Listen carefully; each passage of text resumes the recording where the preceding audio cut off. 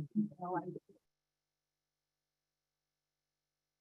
morning. It's 9 o'clock. We're gonna convene the Monterey County Board of Supervisors meeting for July 11th, and we're gonna ask our clerk to call the roll, please. Yes, good morning. Let the record reflect all supervisors are present with the exception of Supervisor Lopez at this time.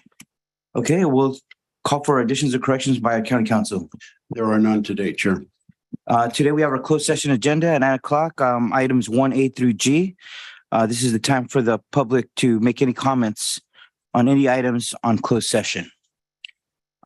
I don't see anybody in chambers coming forward. Anybody online? There are a couple of hands, Okay. a phone number ending in 287. We'll give a couple minutes.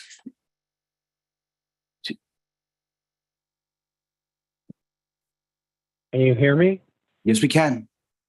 This is Peter Kaiser, and I have previously spoken to two Board of Supervisors members, but we would like voter integrity to be established and restored in Monterey County.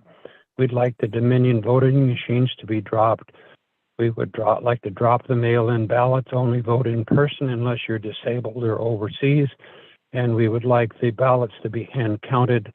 I'd like this to be agendized in the month of July, if possible, and have these changes made. Other counties in the state have already done this and made a lot of progress. So we want to restore voter integrity. This is Peter Kaiser.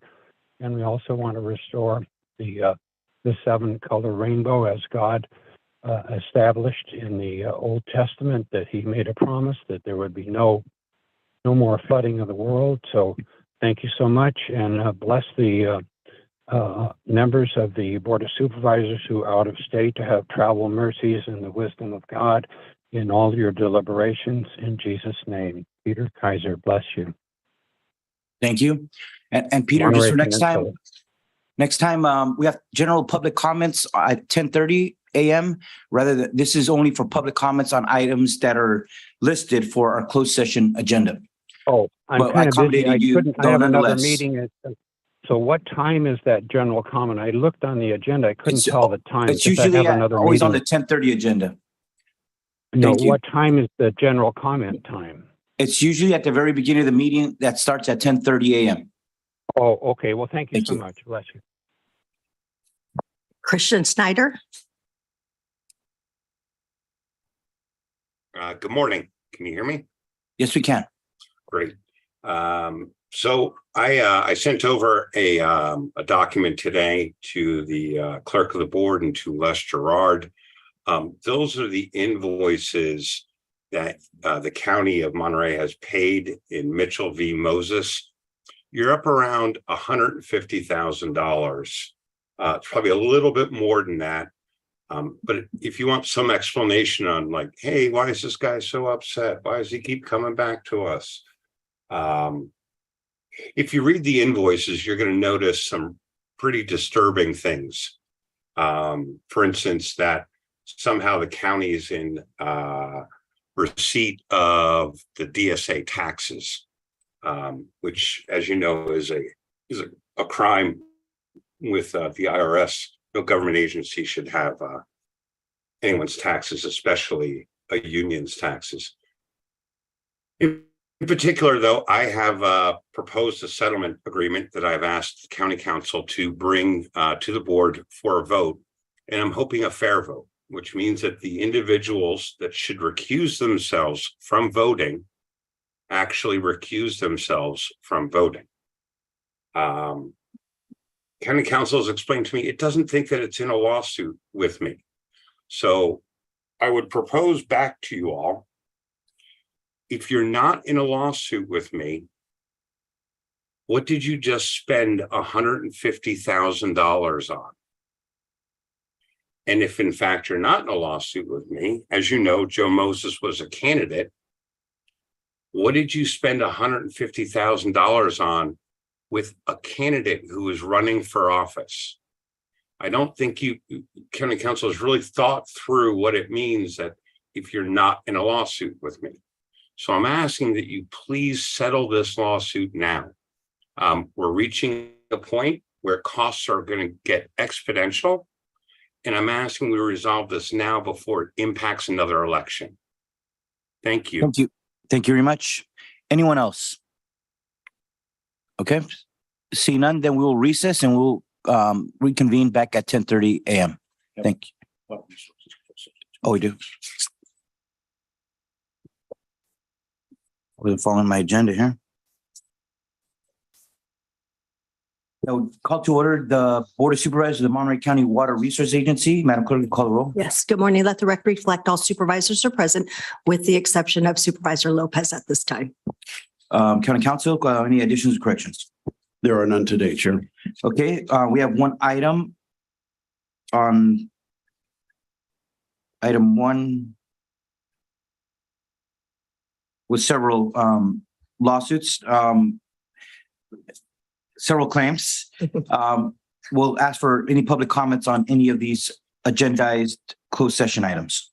I don't see any hands raised. Okay, then we will recess and we'll reconvene back at 10:30. Thank you.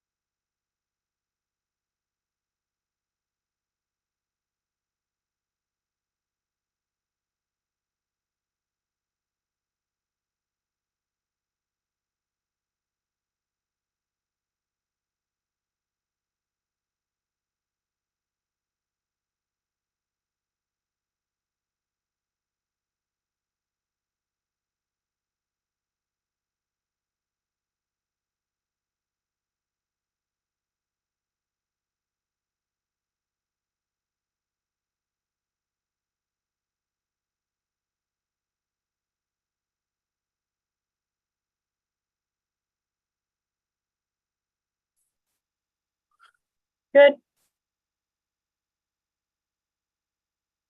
Mike 16, Mike 16, Good. Mike 15, Mike 15, Good.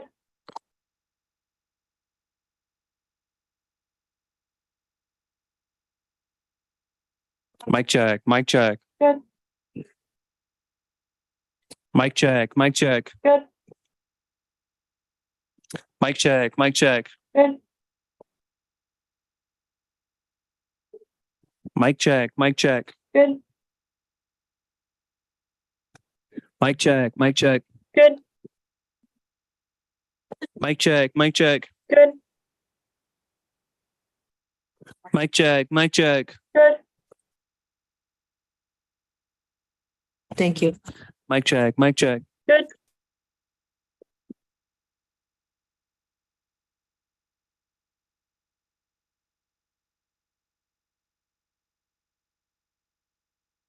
Mike check, Mike check. Good. Perfect. That's it. All right. Thank you.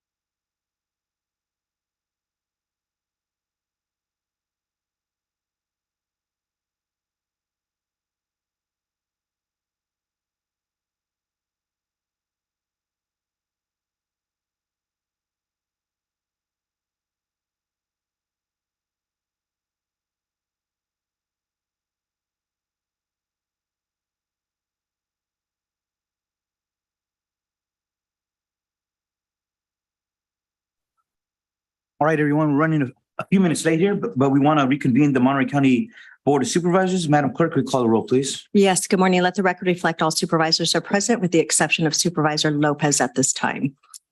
And he may be joining us later. Correct. His address to participate in Zoom has been published on the agenda. Yes, correct. Just so people know we follow that correct process. Okay, we'll now go to the announcement of our Spanish interpreter, Diego Celis. Muy buenos días, mi nombre es Diego Celis, seré el intérprete español-inglés e inglés-español para la reunión de hoy. Si usted está planeando hacer comentario y necesita servicio de intérprete, por favor hablar lenta y suficientemente fuerte para que yo le escuche. Favor hacer una pausa al final de sus oraciones para asegurarse de que tengo la oportunidad de interpretarle. Muchas gracias. Thank you very much. Now we will ask everyone to rise, and now we'll ask a supervisor ask you if she could lead us today in the Pledge of Allegiance. How do you begin? I pledge allegiance to the flag of the United States of America and to the republic one nation under God, indivisible, with liberty and justice for all. Thank you, Supervisor Askew. We'll now go to additions or corrections by the clerk. Yes, there is a correction to item number 14.1 under scheduled matters for the Public Works and Facilities Parks. We received a revised attachment B. And there's a correction to item number 39 under consent calendar, general government for human resources. We received a revised board report, revised attachment A, and a revised resolution. And lastly, we received a late request to pull item number 30 from the consent calendar under Department of Social Services. And that item will be brought back at a different time by the department. Okay, thank you very much for those corrections and additions. Now we will go to ceremonial resolutions. These are items 2 through 4. If any of my colleagues have any questions or comments on these resolutions, if not, we'll go to the public for any comments on these resolutions that will be presented in just a minute. Seeing none, I could entertain a motion. Moved by Askew. Is there a second? I'll second. Second by the church. Okay, all those in favor, please say aye. Aye. All those against? Motion carries 4-0. Supervisor Lopez is not on, right? Correct. Okay. Otherwise, we do a roll call. Okay, we will start, first of all, with the retirement presentation on a resolution honoring Corinne Barrett, Social Work Supervisor 1, for her dedicated service of 20 years to the County of Monterey upon her retirement. Presenting this today, we have Gloria Rivera Perez and Emily Nicole, who will present this resolution. Are they with us? Yeah, please come on forward.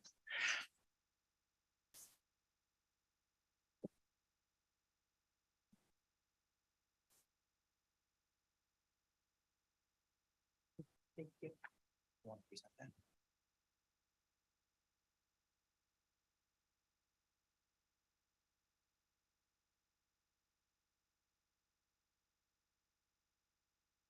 Hello. Good morning, everyone. My name. Okay, sorry. There you go. Good morning, everyone. My name is Gloria Rivera Perez, and I'm a program manager in the Aging and Adult Services branch of Social Services. So I began working with Corinne in 2021 when I joined the Aging and Adult Services branch. And I was immediately impressed by Corinne's extensive knowledge of the department's programs and community resources for seniors and adults with disabilities. Corinne was often the first person to volunteer to provide coverage for her coworkers, to participate on committees, and to give presentations to community agencies about our county's aging and adult services programs. Corinne's 20-year career with Monterey County Social Services is marked by the patience and compassion she has shown our community members. Her work has furthered the department's mission in serving the most vulnerable in our community. And I'd like to thank her for her 20 years of dedicated service. She has truly made a difference.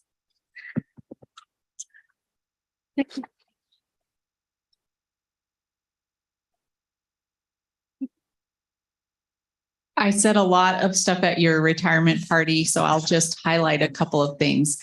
My name is Emily Nickel, and I am a program manager also with Aging and Adult Services. And I was Corinne supervisor prior to Gloria. But when I started with Aging and Adult Services, I shadowed Corinne. She taught me everything I knew about IHSS. But one of her lasting legacies is going to be the Holiday Project, which started, now it's going to be going on our 6th year, where we provide holiday gift bags to the most vulnerable seniors in our IHSS program. We specifically target seniors over 90 who are living alone. And we've been able to give them these gift bags. And Corinne has spearheaded it from the very beginning. It was her idea. She made it happen. She helped our whole department collect all of these gifts and rounded up the volunteers to give them out. So thank you, Corinne, for starting that project, and we will definitely miss you. Yeah, if you want to say some words, if you want to say some words, if you could say some words, this would be great. You earned it. She can talk. I know. Yeah, I can talk. How long do we have? Well, as I said at my retirement party, which was awesome and amazing, that I feel that this is my calling to work with these most vulnerable people in our community and to let them know that they're seen, they're not forgotten, and they're cared for. And working with the people, the coworkers at Aging and Adult Services, they are just an amazing group of people who just really have caring for these people in their heart. I'm happy to hear it sounds like they're going to continue with the Holiday Project. I'd like to let y'all know there is no budget at all for this project. None. It's all on donations. And we are serving 100 seniors every December. We've been serving 100 seniors with a gift bag of useful items and fun items. And for most of these people, this is all they're going to get. And so it really means a lot to me if this legacy can continue. Thank you.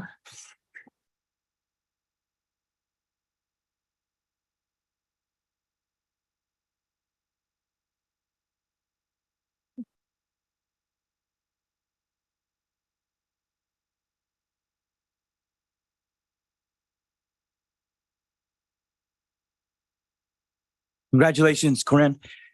On behalf of the Board of Supervisors, I want to thank you for your 20 years of service. You really made a difference in the lives of so many of our seniors and our residents of our county. And so we want to commend you. Please enjoy your retirement.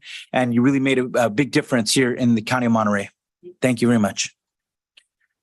Next, we have one more resolution to present. This one will be a tag team by Supervisor Askew and I. We're going to call up these folks to present the resolution proclaiming July 15th through the 23rd, 2023 as Latino Conservation Week in Monterey County.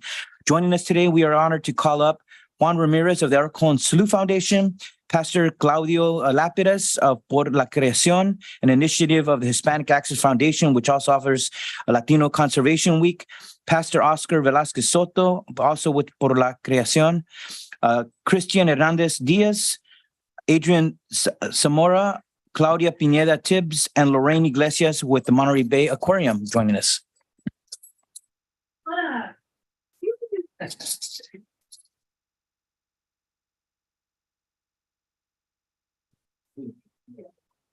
Before we get started, I just want to thank Eric Moore from my office for helping us organize this resolution today.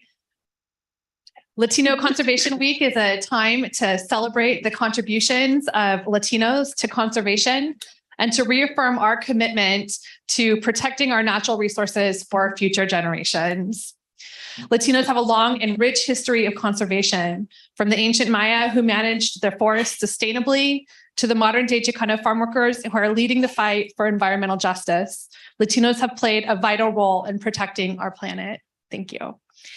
I'm proud to stand here with the Latino conservation community in our commitment to protecting our environment.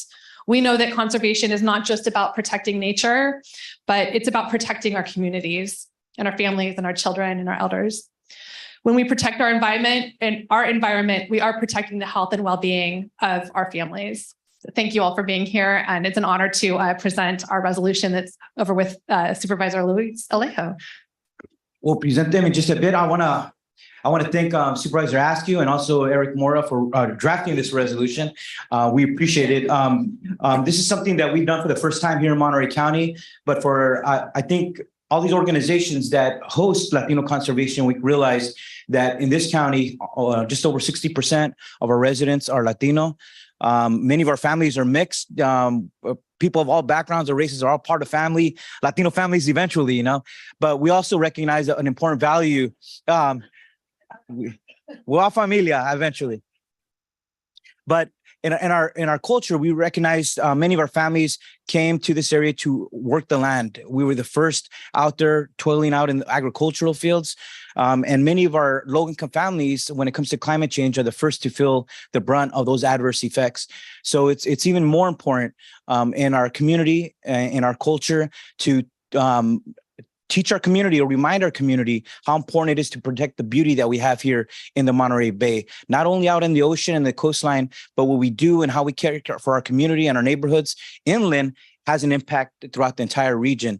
And that's why this week is so important. The other big value in our community so that we teach our younger people, the next generations, that we have to protect this beautiful place so that we can have many more memories for many generations to come. And so for me, that's why I take a great pride in approving this resolution today. And I'll just read part of it, but it says Latino Conservation Week, Disfrutando y Conservando Nuestra Tierra, is an initiative by the Hispanic Access Foundation. This week was created to support the Latino community getting into the outdoors and participating in activities to protect our natural resources. During this week, community, nonprofit, faith-based, and government organizations and agencies hold events throughout the country to promote conservation efforts in their communities and to provide an opportunity for Latinos to show their support for permanently protecting our land, our water, and our air. There have been tremendous growth in activities since Latino Conservation Week launched in 2014, with 9 events hosted in 2014 to 220 plus events hosted in 2022. So this week has also resulted in broader coverage of the Latino role in conservation in both English and Spanish media, and has led to the recognition from local, state, and national elected officials of the important role Latinos play as stewards.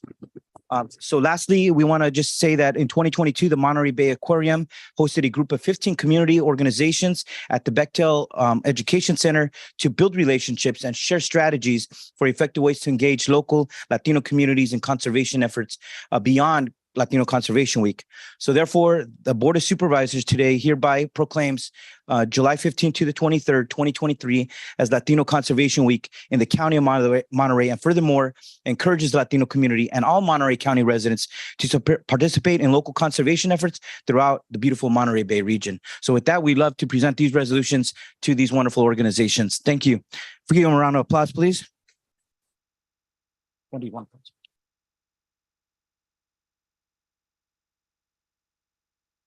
And we will ask a representative of each group to say a few words about this week. Great. Muchas gracias. Thank you so much, supervisors. On behalf of Monterey Bay Aquarium, de parte del Acuario de Monterrey, we just want to thank our wonderful partners. Our mission is to inspire conservation of the ocean. The ocean knows no boundaries, no barriers. And so for us, it's really important that the Latina community be part of the ocean conservation narrative. A lot of times when we are talking about environmentalism and conservation, the ocean is left out of that narrative. So it's important that we have the opportunity to rally our partners to inspire the actions necessary to preserve this beautiful resource that we have in our backyard.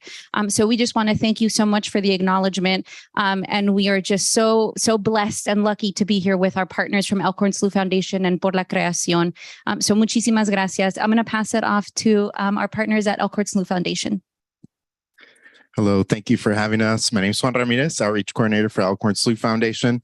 You've all touched on it. One thing that I want to share is the love and power that this group has, creating safe, welcoming spaces for families. The impact that it's had locally is really powerful and beautiful. That's all I want to say. Thank you all for organizing this and making this happen and honoring today. Thank you so much.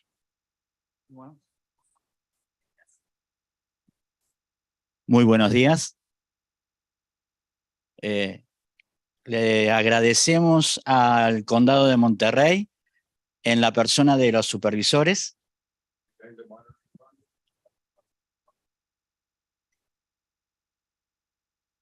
y queremos decir lo siguiente de parte de nuestra fundación.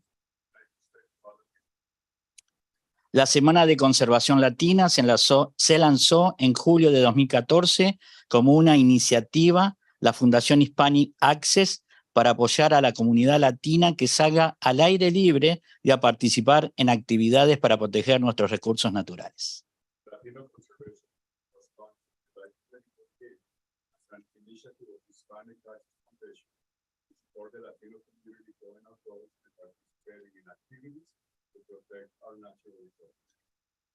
Este año estamos emocionados de celebrar los 10 años de la Semana Latina de la Conservación. Organizamos eventos regionales de celebración en todo Estados Unidos. This year, we're excited to celebrate 10 years of Latino Conservation Week. We'll be hosting celebratory regional events happening throughout the U.S. 62.1 millones de latinos constituyen el 23% de la población del país y se prevé que se dupliquen para el 2050, según el último censo de Estados Unidos. 62.1 million Latinos make up 23% of the nation's population and projected to double by 2050, according to the latest U.S. Census. La Semana de la Conservación Latina se estableció para derribar las barreras al acceso de la población latina a las tierras públicas, fomentar nuevas oportunidades y llegar a esta comunidad para usar las tierras públicas e inspirar a las próximas generaciones de administradores ambientales. Latino Conservation Week was established to break down barriers to the Latino population's access of public lands, encourage new opportunities for and outreach to this community to use public lands and inspire the next generation of environmental stewards. La Semana de la Conservación Latina tiene como objetivo brindar a las familias y jóvenes latinos oportunidades de recreación al aire libre cerca de sus hogares y demostrar el compromiso de su comunidad con la conservación. Latino Conservation Week aims to provide Latino families and youth with outdoor recreation opportunities near their homes and demonstrate their community's commitment to conservation. La Semana Latina de la Conservación se celebró en todo el país con 16 eventos en el 2014, creciendo a más de 200 eventos en el 2023. Este año esperamos superar la meta. Latino Conservation Week was celebrated across the country with 16 events in 2014, growing to more than 200 events in 2023. This year, we hope to surpass that goal. Los socios de la Semana de la Conservación Latina incluyen líderes y organizaciones de la comunidad latina, parques nacionales y locales, acuarios, empresas y organizaciones sin fines de lucro para apoyar la participación en el aire libre y crear conciencia sobre los problemas de conservación. Latino Conservation Week partners include Latino community leaders and organizations, national and local parks, aquariums, businesses, and nonprofit organizations to support engagement in the outdoors and raise awareness of conservation issues. Los eventos de la Semana de la Conservación Latina van desde actividades al aire libre, como caminatas y paseo en kayak, hasta actividades educativas, proyecciones de película y reuniones comunitarias.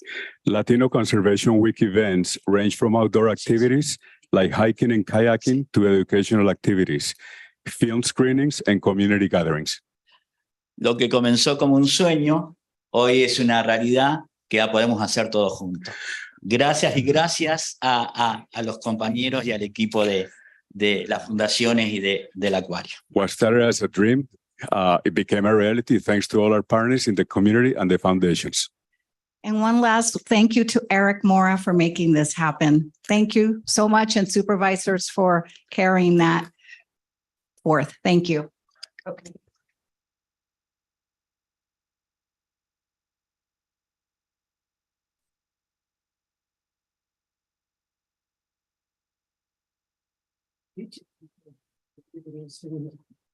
Okay. A little closer.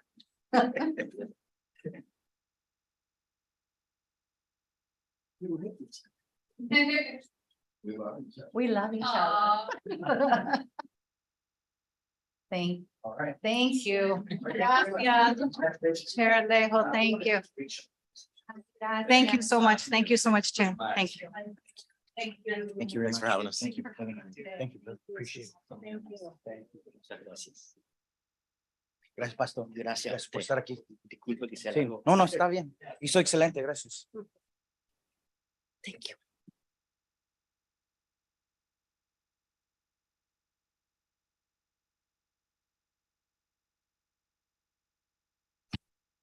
All right.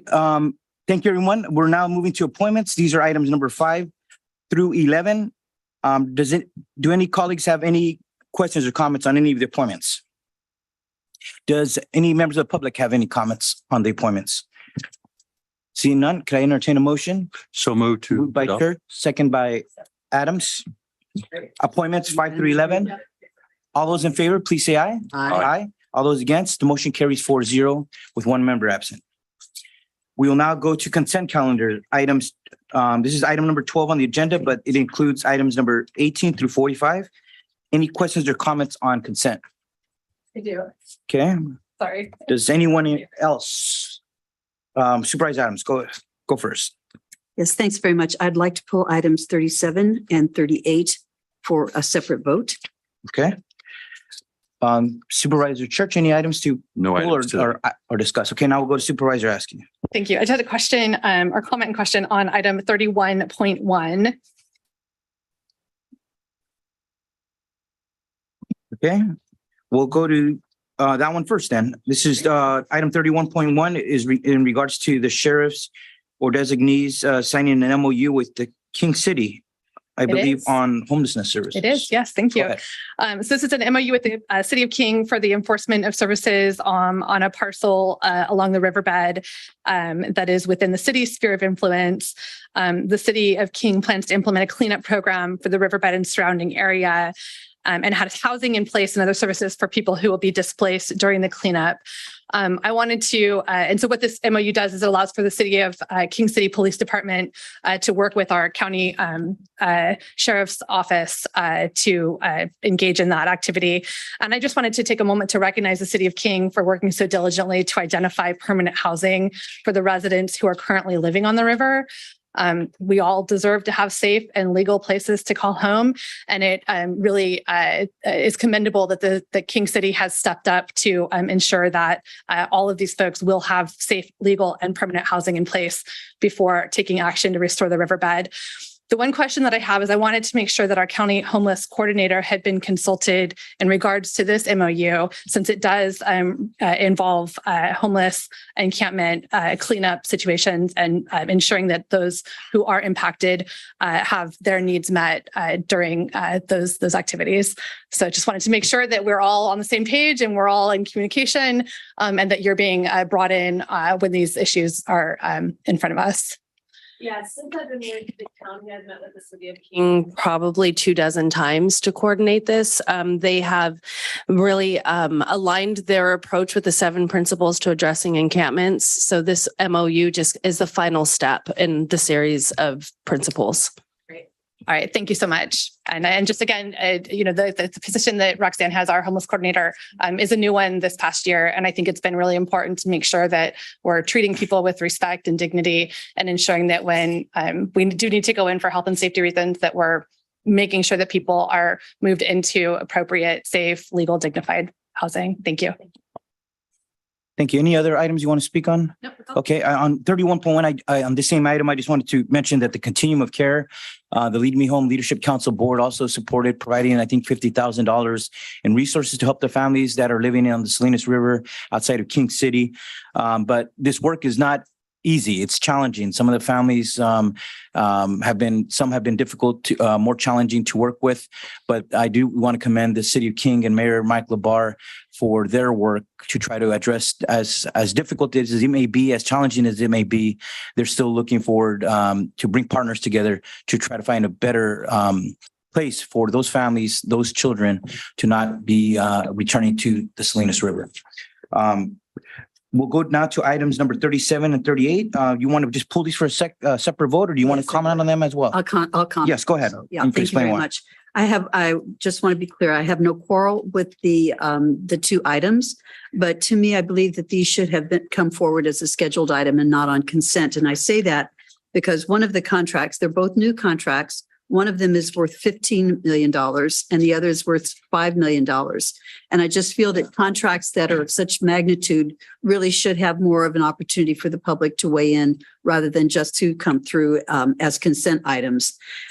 Particularly on this item because it deals with the replacement of the enterprise resource planning system, which I know has been in the process and in the works for quite a long time. But as those of us who are on this board know, it was a very difficult system, and we had a lot of problems with it when in the old system. So I feel like it's something that we should actually have the opportunity to bring forward and have a separate vote on. Okay. Anyone else want to speak on these items? And this was a contract for the ERP, something that's been in the works for a while. It's gone to Budget Committee for a presentation, and it's with Oracle Cloud and also with Cherry Road Technologies, a reseller of Oracle Fusion Cloud software licenses. Items 37 and 38. Sino, let's just go to public comment now. And does the public want to comment on any consent calendar items? Yes, sir. Sure. Yeah, thank you, Chair. I'll handle the ones that were discussed up here. I'm really happy that the mayor of King City and the city council down there has gotten together and has reached out. I mean, those folks were in the river for a long time, a very long time. And you're exactly right. That is no place to be living. In fact, I do believe a person died down there in a fire not that long ago that was living there or somewhat close to there. It's just a really, really hazardous situation. It's kind of sad it took this long to do that, to get to where we are. I'm happy it's being done, of course, but it is, it's one of these things. I don't know why it took so long. People have been looking at that and asking questions for a very long time.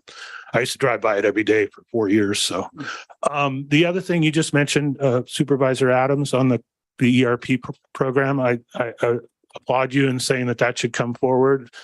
The last project didn't go very well. I don't know what the cost overruns are. I think it was in the tens of millions of dollars. It was beyond budget, beyond timeline. So this big of a project, I'm glad it's Oracle. I think they're a pretty good company. Hopefully they can help staff here put together a good system. But this kind of expenditure really should be discussed in this more public forum rather than just tucking it in on a consent agenda. I agree with you and would support this board bringing those things to light. Let's spend some time on these issues. Thank you. Anyone else want to speak on any consent calendar items? Seeing none, we'll bring this back. There are some on Zoom. Oh, can we go to Zoom? Yeah. Thank you. Phone number ending in 705.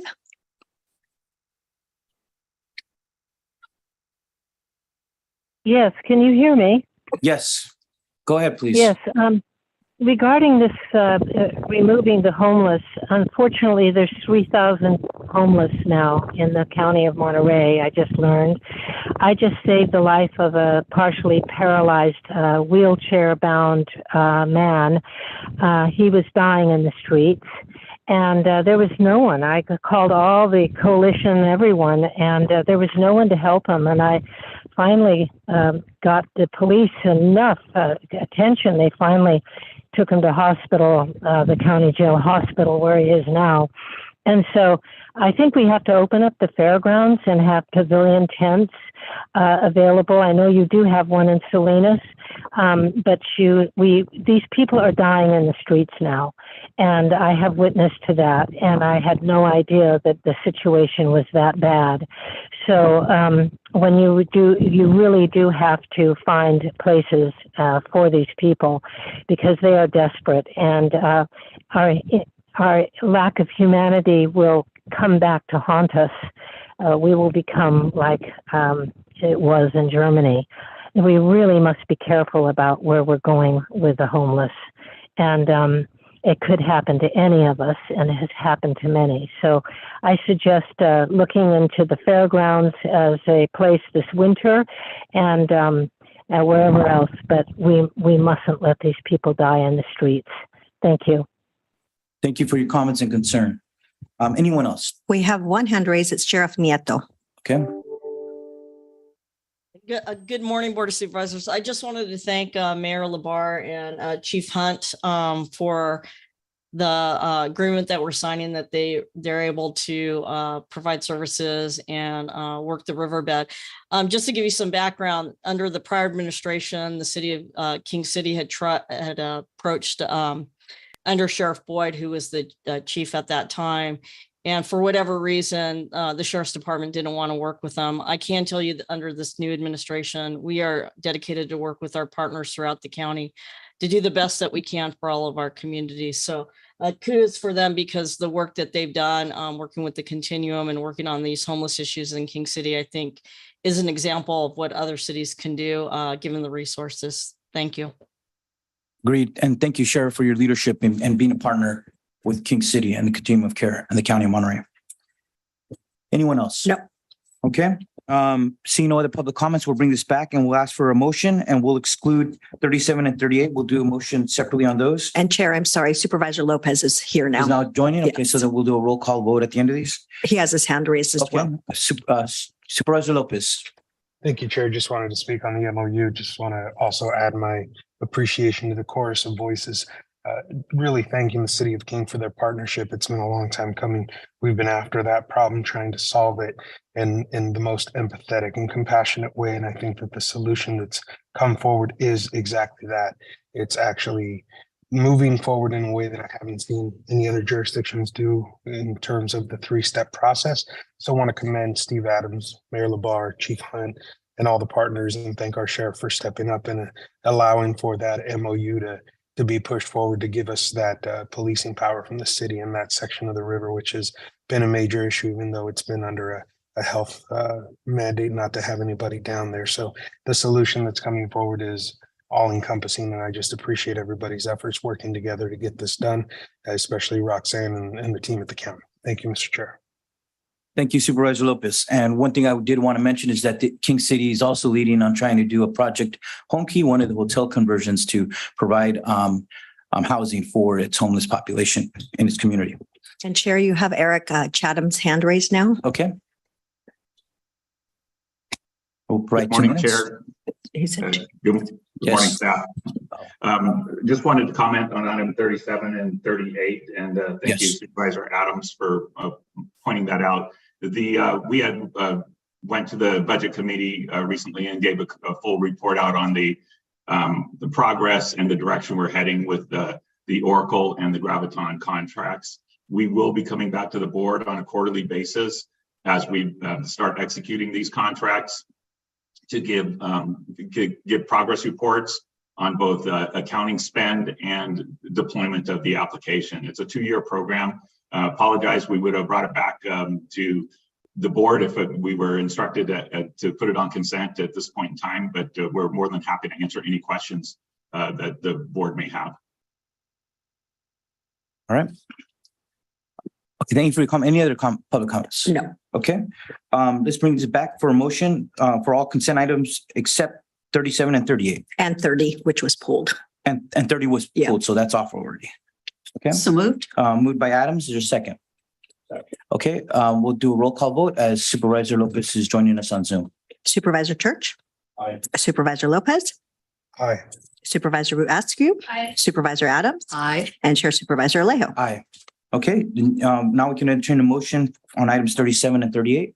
I'll move to approve items 37 and 38. Okay, is there a second? Second. Seconded by Supervisor Church. And Madam Clerk, if we call the roll. Supervisor Church. Aye. Supervisor Lopez. Aye. Supervisor Askew. I do appreciate having the regular updates. I know this had come to us before and it was included in our budget, so I'm comfortable approving it today. But I look forward to getting the scheduled updates. So aye. Supervisor Adams. Aye. And Chair Supervisor Alejo. Aye. Motion carries unanimously 5-0. We'll now go to general public comments. This is the time for the public to make any comments for any items that are not on today's agenda. We'll allow up to 2 minutes. And thank you for joining us, Mayor Craig, like always. I was going to say today I am full-time president and CEO of Monterey County Business Council. All right. I wanted to just address the Board of Supervisors 2 months ago. I came to you and made the request for an increase in our formerly called PTAC program, which is now called APEX. It is our program that we have with the Defense Logistics Agency that allows us to counsel small businesses to help them get government contracts. And I want you to know that your increase of $75,000 allowed us to hire 2 local business counselors, and I'm here to introduce them. So we have Jared Wiegand and Jordan Caballero, and I will give my time to them to introduce themselves. All right. Good morning, Chair Alejo and members of the board. My name is Jared Wiegand. I'm originally from Monterey County, born at Chomp. Went to Monterey High School. I live currently in Supervisor Askew's district. I very much appreciate the opportunity to help local businesses obtain government contracts and help them move forward coming out of this pandemic and to really grow the community. So I want to say thank you very much for your support for everything. Thank you. Thank you very much. Good to see Jordan here. Good morning. Thank you again for all of your support for this program. I'm from Supervisor Church's district, and we're super grateful for your support. And we look forward to bringing these resources and helping our local businesses not only recover from the pandemic, but qualify and win these bids from the federal, state, and local government. And I think it just be, it's going to be a benefit to all because it's going to bring income and resources and opportunities for our local community. And it's just a win-win. So we appreciate the opportunity and the support. And just a final comment, as a gentle reminder, we have closed $21 million in local contracts for 74 Monterey County businesses. That is with your $100,000 investment. And with the increase of $75,000, we hope to grow that even more now that we have 2 local counselors here, both bilingual, which is amazing. And we're really looking forward to expanding the program. Thank you. Thank you. Thank you very much. And that's pretty good in 2 minutes, all 3 of you. Good job. And look forward to seeing your work here and supporting and expanding what the Monterey Business Council does for our local businesses. So thank you. Look forward to it. Yes, next person, please. Yeah. Thank you, Chair. I didn't announce that. Bill Light, Monterey County resident. Just 3 quick things. It'd be interesting to know who advised putting a $25 million expenditure on consent. That might be something you want to dig into a little bit. I believe the Chief Information Officer alluded to that somebody instructed him to do that. So be curious to know how that happened. Quickly on the homeless issue, the lady made some, I believe you said empathetic comments about the homeless situation here. I believe the Supreme Court ruling from a few years ago really instructed local governments what they needed to do, which is we need to build the bed space. I don't know if the fairgrounds is the best spot. We got fairgrounds down in King City as well. We have lots of open areas. We have government land. We have huge parking lots out in Fort Ord that are just sitting there. And it might be close to some county services in District 4. We need to build the bed space really for however many homeless there are. We need to build the bed space so that we can get these people into recovery programs, mental health services, just run the gamut and figure out exactly what, some folks, can be okay. Some folks are going to need some more help. So we need to have the bed space to do that. We spent a lot of money during COVID constructing hospitals that never got used.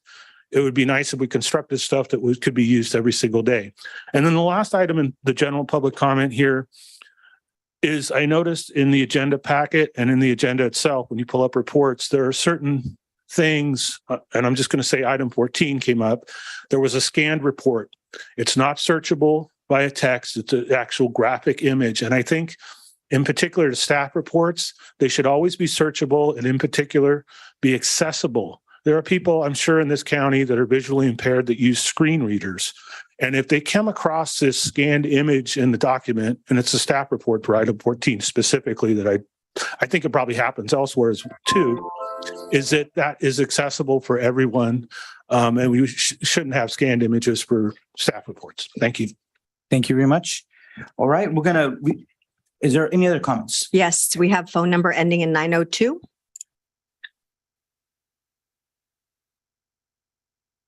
Good morning. My name is Nina Beatty.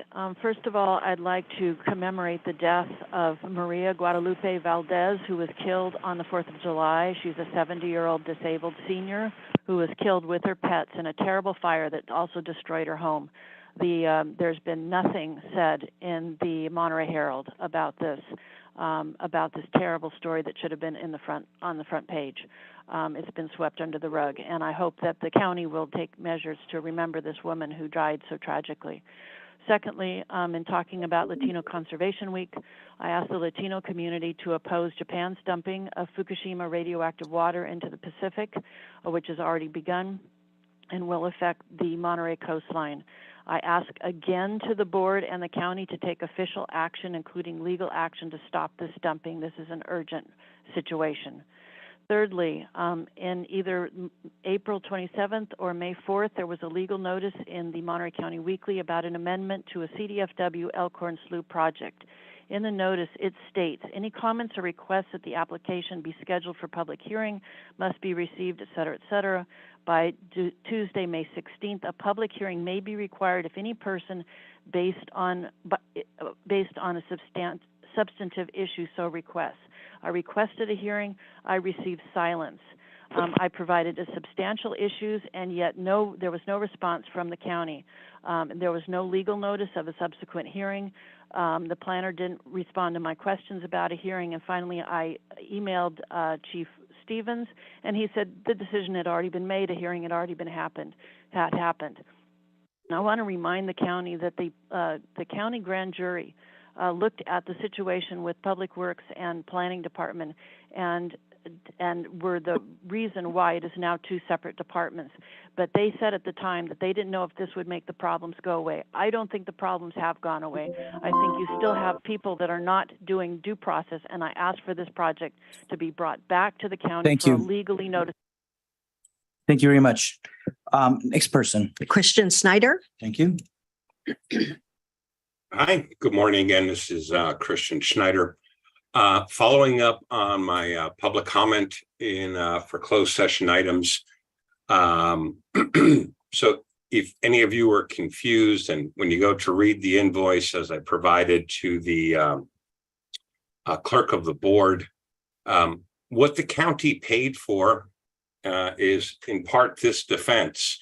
And I want the county to understand it.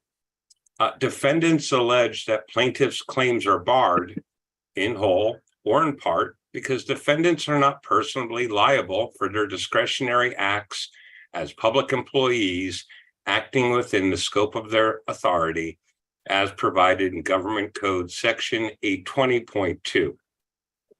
So that is what that's what you paid for. That's what you agreed to. That is what county council signed off on. It's obviously a violation of my due process, what the county is now doing. If you will also read the invoice bills, you'll notice that you started paying for a slap motion before you voted on it. Now, the last thing that I'd like to say is that there's several of you that should not have been voting on this issue.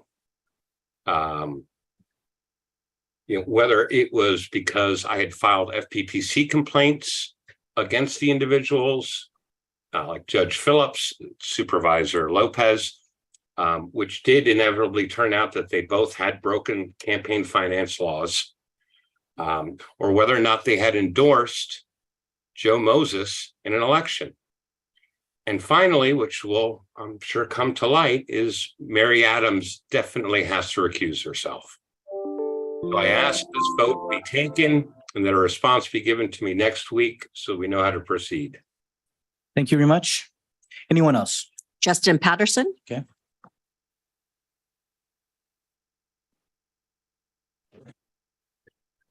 Justin, are you going to unmute yourself and speak? Can you hear me now? I did. Yes, we can. Thank you. I'd like to speak in regards to the study, the wage study that was done on behalf of COMPA, which is the County Monterey Police Officers Association. It's my understanding it didn't make the the vote this time around. I think that we need, as a county, as Board of Supervisors, really need to look at this and vote it into place. We right now are losing deputies at a rapid pace. We are the lowest paid department in the county. And I know you guys don't want us there. And that's what this wage study was done. It's a contractual issue. We'd like to keep who we have and bring on more people because we have so little out patrolling the county of Monterey right now. It's my request that you guys put this to the forefront as soon as possible and get this voted on and ratified so we can properly pay our fees. I yield the floor. Thank you very much. I wasn't ready for that. Anyone else? Josh Newton.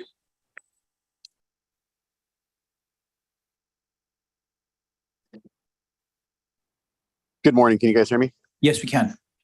Hi, I'm also going to speak on the wage study for the Monterey County Sheriff's Deputies Compa Association. Right now, we are just asking to be brought to the industry average. We are one of the lowest paid agencies in the county of Monterey. We are very short-staffed and are required to work mandatory shifts and extensions on our days off, which prevents us from being with our family and doing other things that we aren't able to do. We continue to staff special events in the county to provide security for recreational events, which bring revenue into our county. And we can't really be competitive with recruiting when we are underpaid. We can't expect to retain our experienced deputies when they can get hired, and often with generous bonuses to other agencies. And ultimately, they get an automatic pay raise instead of coming to our agency. An investment in patrol deputies, an investment to the quality of life to Monterey County, and we need to be able to recruit high-value candidates and lateral peace officers. I'm done with my time. Thank you very much. Anyone else? Sean Moran. Hi, can you hear me? Yes, we can. Hey, guys. Good morning. So I just, again, like a couple of people have just spoke, I'd like to actually speak on the Compa issue itself as well. I'm a member of Compa. I'm actually the vice president of the Compa board. And, you know, we had that wage study done, as has already been previous. I don't want to rehash some stuff that's been said, but it's been just to bring us up to the median pay of those in our class, in our industry. Specifically, what I'd like to highlight is just something that you may or may not be aware of, but we're on the bottom end of this pay scale for agencies, even in our own county. Salinas PD, Monterey PD, Marina PD, King City PD, Gonzales PD, all paid more at the top rate of a peace officer here in the state, or I'm sorry, in the county of Monterey. If we go north, actually the discrepancy widens. We're looking at, you know, if you look at Alameda Police Department, Alameda County, Santa Clara Sheriff's Office, starts at about $4,000 a year less at their bottom level than our absolute top level for deputy sheriff. Santa Clara PD, if one of our 2-year patrol deputies transferred to Santa Clara PD, they would receive at minimum 45% pay increase, just about, or 40% pay increase on day one. And so to retain the people we have, as already mentioned, we're losing people at a rapid rate. It would behoove us to at least bring us to a rate that compels those who are already here to remain, and also that's competitive for recruitment, getting in new officers, new deputies. Again, we're only representing the deputies who are out on patrol, the deputies you see, the deputies that respond to calls for service, for your constituents, for our citizens of this county. And we just are hoping to come on to basically up to par with other peace officers in our county. That's actually what we're trying to do. We're not even talking about the state. All right. Thank you very much. Thanks. Anyone else? Scott Davis. Scott, yourself, and you got 2 minutes. Supervisors, thank you for this time. Not going to rehash what everybody else said, but I'm Scott Davis. I'm the president of Compa. We were all under the impression that this was going to be on today's agenda item. For whatever reason, it's not. I'm asking that this item be brought at the direction that was given by the budget committee to the next meeting on the 18th for consideration. And I want to thank each and every single one of you. I know personal conversations that I've had with each of you, but also public comments you have made. You have always been supportive, not only of law enforcement as a whole, but you have been supportive of all unions and making sure that all employees of the County of Monterey are paid a fair and reasonable wage. And that's all we're asking today, is that this be brought back on the 18th for consideration of the full board. I know from the budget committee, there was some concern over the 1.5 million that from contingency funding. A couple suggestions might be on 621, the auditor controller advised that there was 1.2 million in unassigned funds. That might be an avenue to get this paid for. You could also have the option of approving the pay scale and the wage study and not approving any type of budgetary payment for this, which would then fall back onto the sheriff to figure out how to incorporate that into her budget. But there are options out there for you.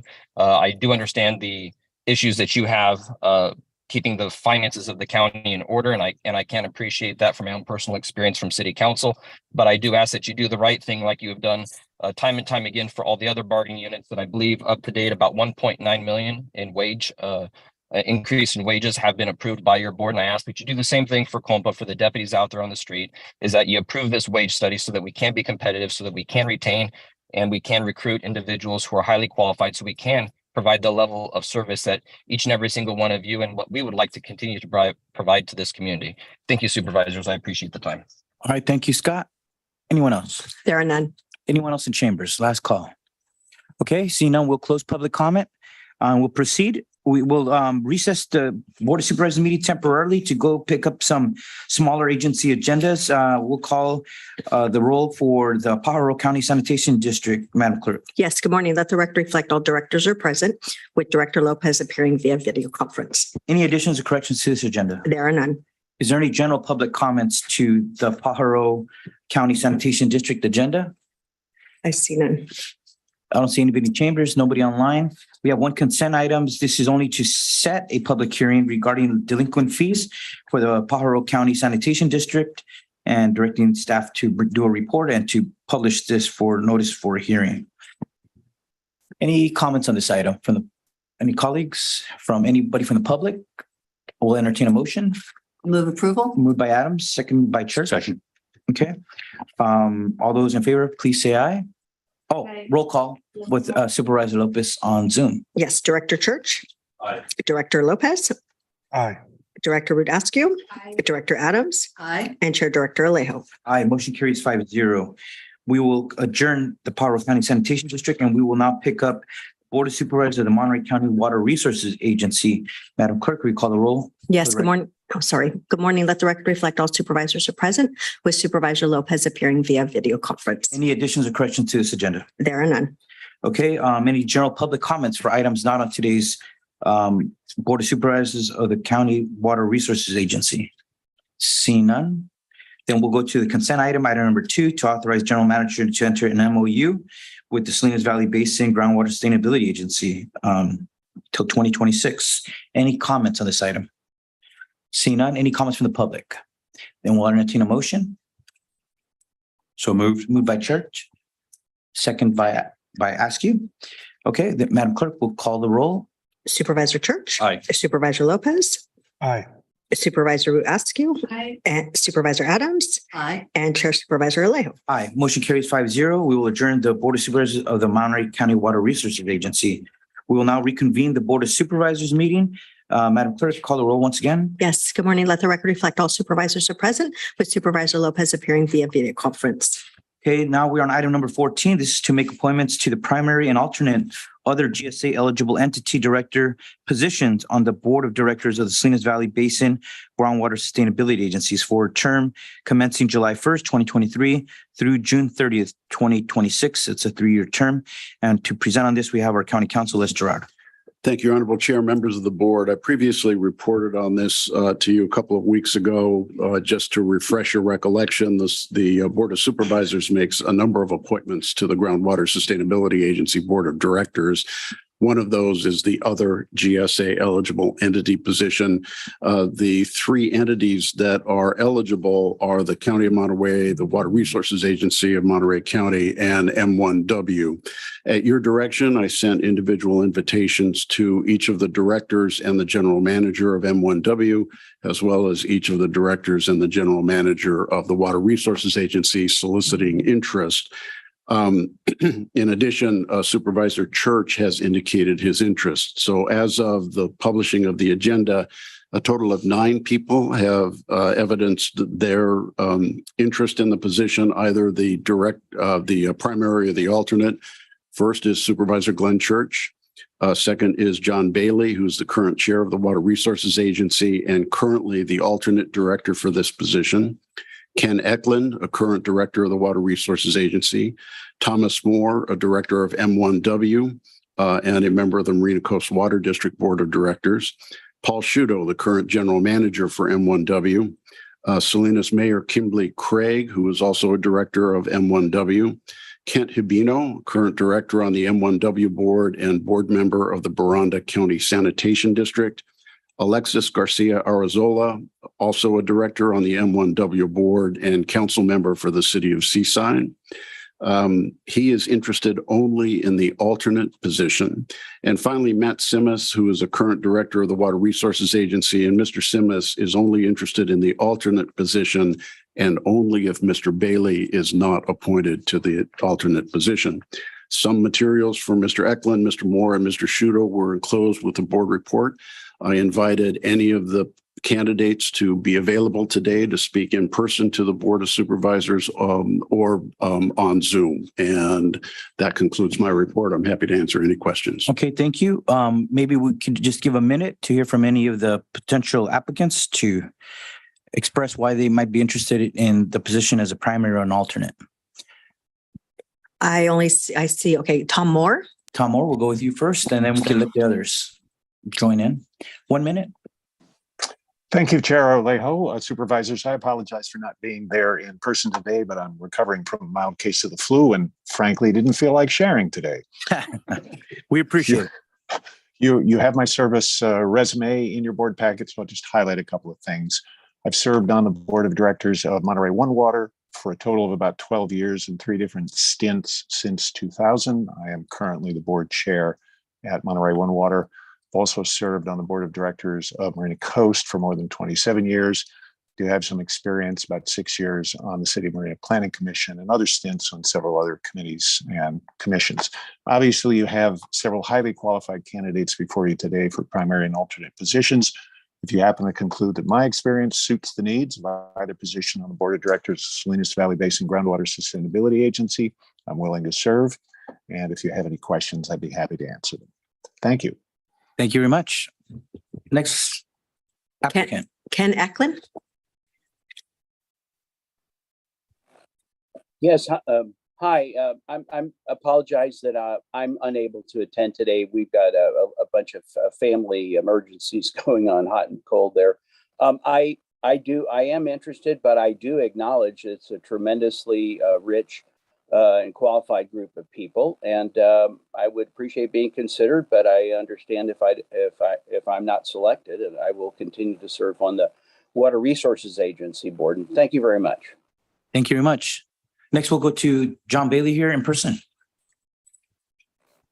Good morning, supervisors.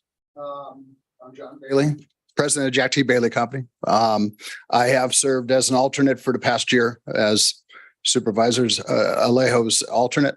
2.5 years as chair of the Water Resource Agency, and I'm currently chair of the Pajaro River Watershed Agency in Pajaro. So got a pretty good grasp of the water situation. Served 30 years on the Reservoir Operations Committee. And if asked, I'll serve as an alternate. And you've got a good group of people there. So that's it. Nice seeing you. Thank you, Mr. Bailey, for your service. Next person. I see no more hands raised. No more. Last call for any of the applicants to speak on their qualifications. Okay, see no one else, then we'll bring this back for questions and comments from the board. Oh, let's go to public comment first. Any comments from the public? Thank you for the reminder.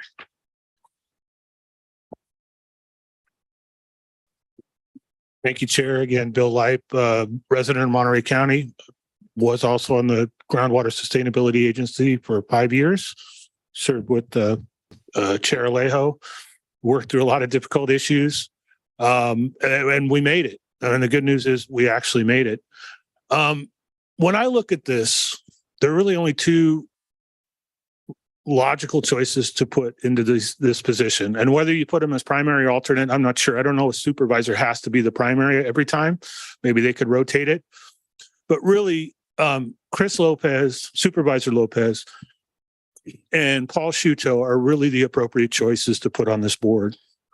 I know some folks aren't happy with Supervisor Lopez with his lack of vote that seemed to go against the will of the people there in the Monterey Peninsula Water District. But I've known Chris a long time. I think he's a good guy. I think his district touches all 4 of the major subbasins in the county, in the Salinas Valley Basin, actually. And I think he's got more irrigated acre coverage. Not that he would be siding with agriculture necessarily, but I think he represents obviously a large part of the business that's going on in the valley in total. And he also has a lot of cities in his district, many of whom are disadvantaged, residents of the county that really should be, and small water systems in particular, that really need some help. So that's why I wrote a letter, which I'm sure you saw. That's why I support Supervisor Lopez and Paul Shuto. And Paul's a great civil servant. He's done a lot of good work over at Monterey One. He's gotten a lot of stuff done, and gotten big grants and done things. I'm sure he could probably improve. I think he'd be the first to say that, making sure to execute better on these things. But these are the 2 folks that should be in that seat, in my opinion. And just to the spirit of the JPA, the city of Salinas should not be considered. And really, other agricultural representatives probably should not be in this seat because, this is a regional type of seat, in my opinion. This is an opportunity to bridge the peninsula with the rest of the valley. That's why I recommend Supervisor Lopez. Appreciate your comments. Anyone else from the public wanting to comment on this appointment for a primary and an alternate? See none, then we'll bring this back now for the board to entertain a motion. Perhaps a motion first on the primary and then a motion on the alternate. I'll nominate Glenn Church for the primary. And I would second that. Any discussion on the first motion on the primary? We had talked about this at our last meeting as well. Okay, Madam Clerk, see no further discussion. If we could call a roll on this motion. Supervisor Church. Aye. Supervisor Lopez. Aye. Supervisor Askew. Aye. Supervisor Adams. Aye. And Chair Supervisor Alejo. Aye, motion carries 5-0. Now entertain among the remaining applicants a motion to as the alternate. I would nominate John Bailey to continue serving as the alternate for the Salinas Valley Basin Groundwater Sustainability Agency. Lopez would second. Any other discussion on the motion? For the sake of discussion. Yes, ma'am. Yeah, thank you. I would wanted to put forward a couple names. I'd had some conversations with Paul Scudo about serving. I think he would bring a perspective that would add value to the board. I also was hoping that we could consider Ken Eklund. I know that he has a deep background in these Salinas Valley Basin water issues. He's worked on South County watershed plans. And the Corral area is an important area for addressing the issues within the basin. And then I just also wanted to comment, Matt Semis, from what I understand, sits on the GSA Langley subcommittee and has been attending GSA meetings as a member of the public. So there's clearly a commitment there to continue working towards solutions.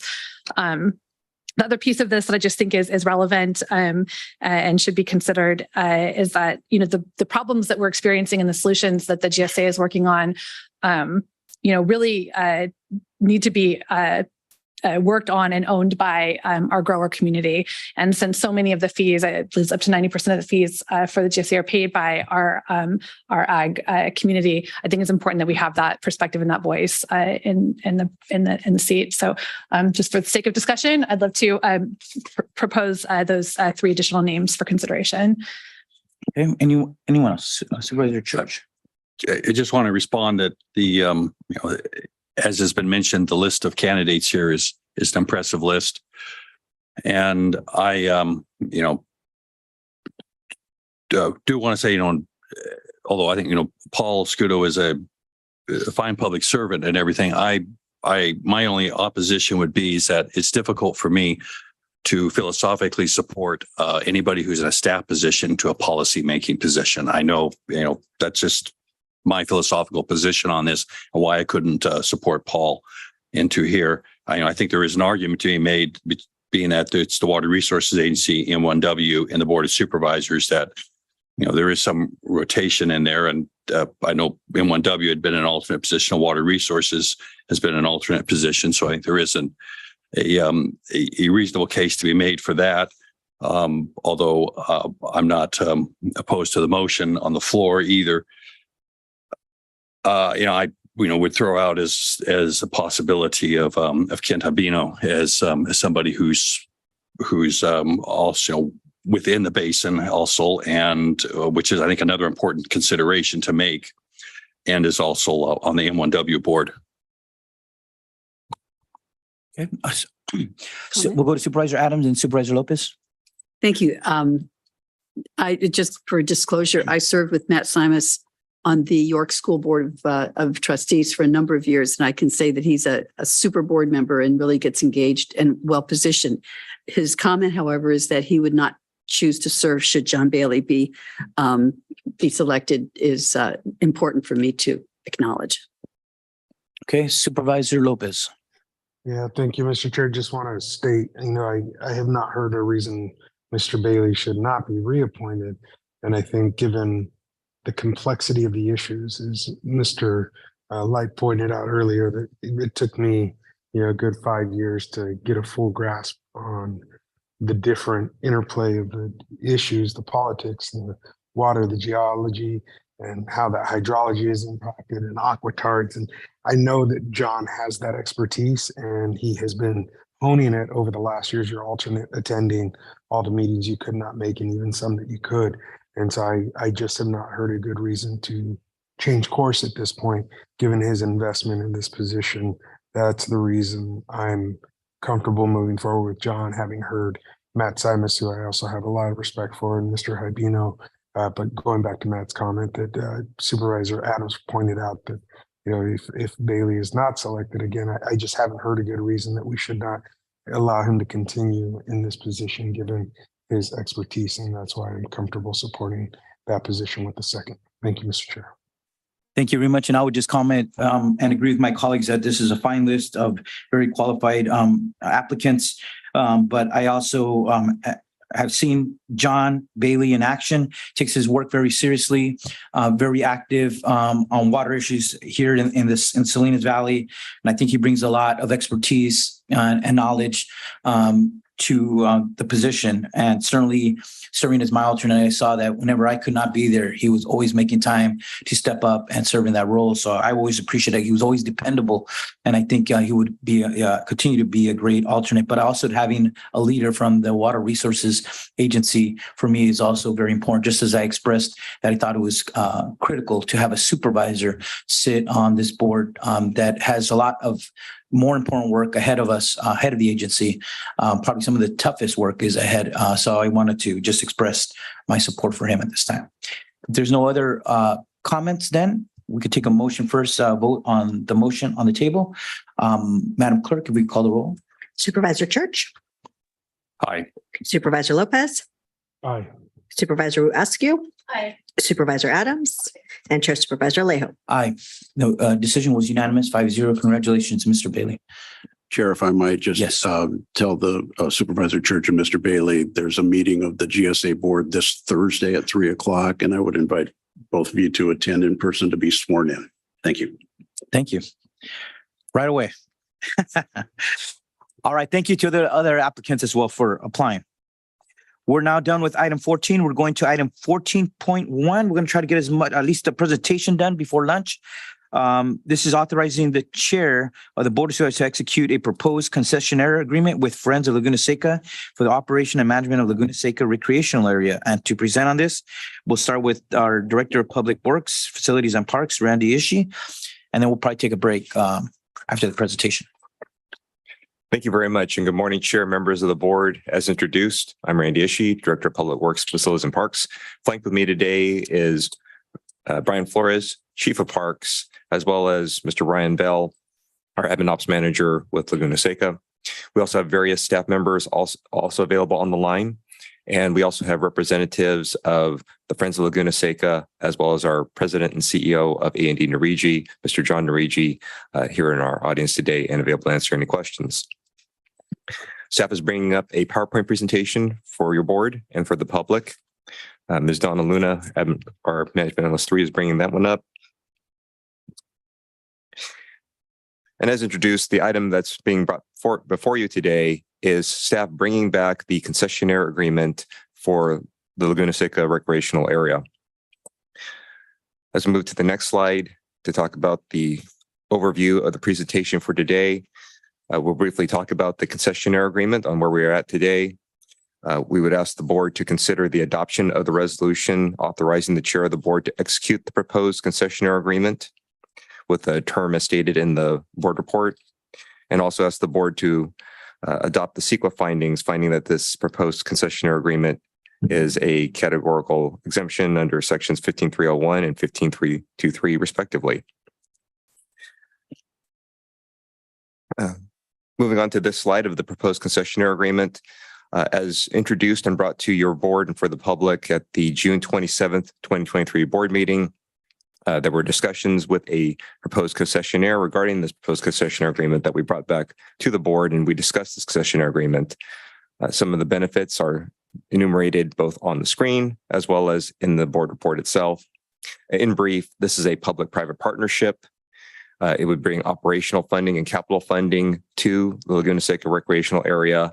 And in doing so, unlike a management agreement, the capital is being brought forward, takes those long-term capital assets, the long-term deferred maintenance, and puts it under the concessionaire for the management, operation, and funding.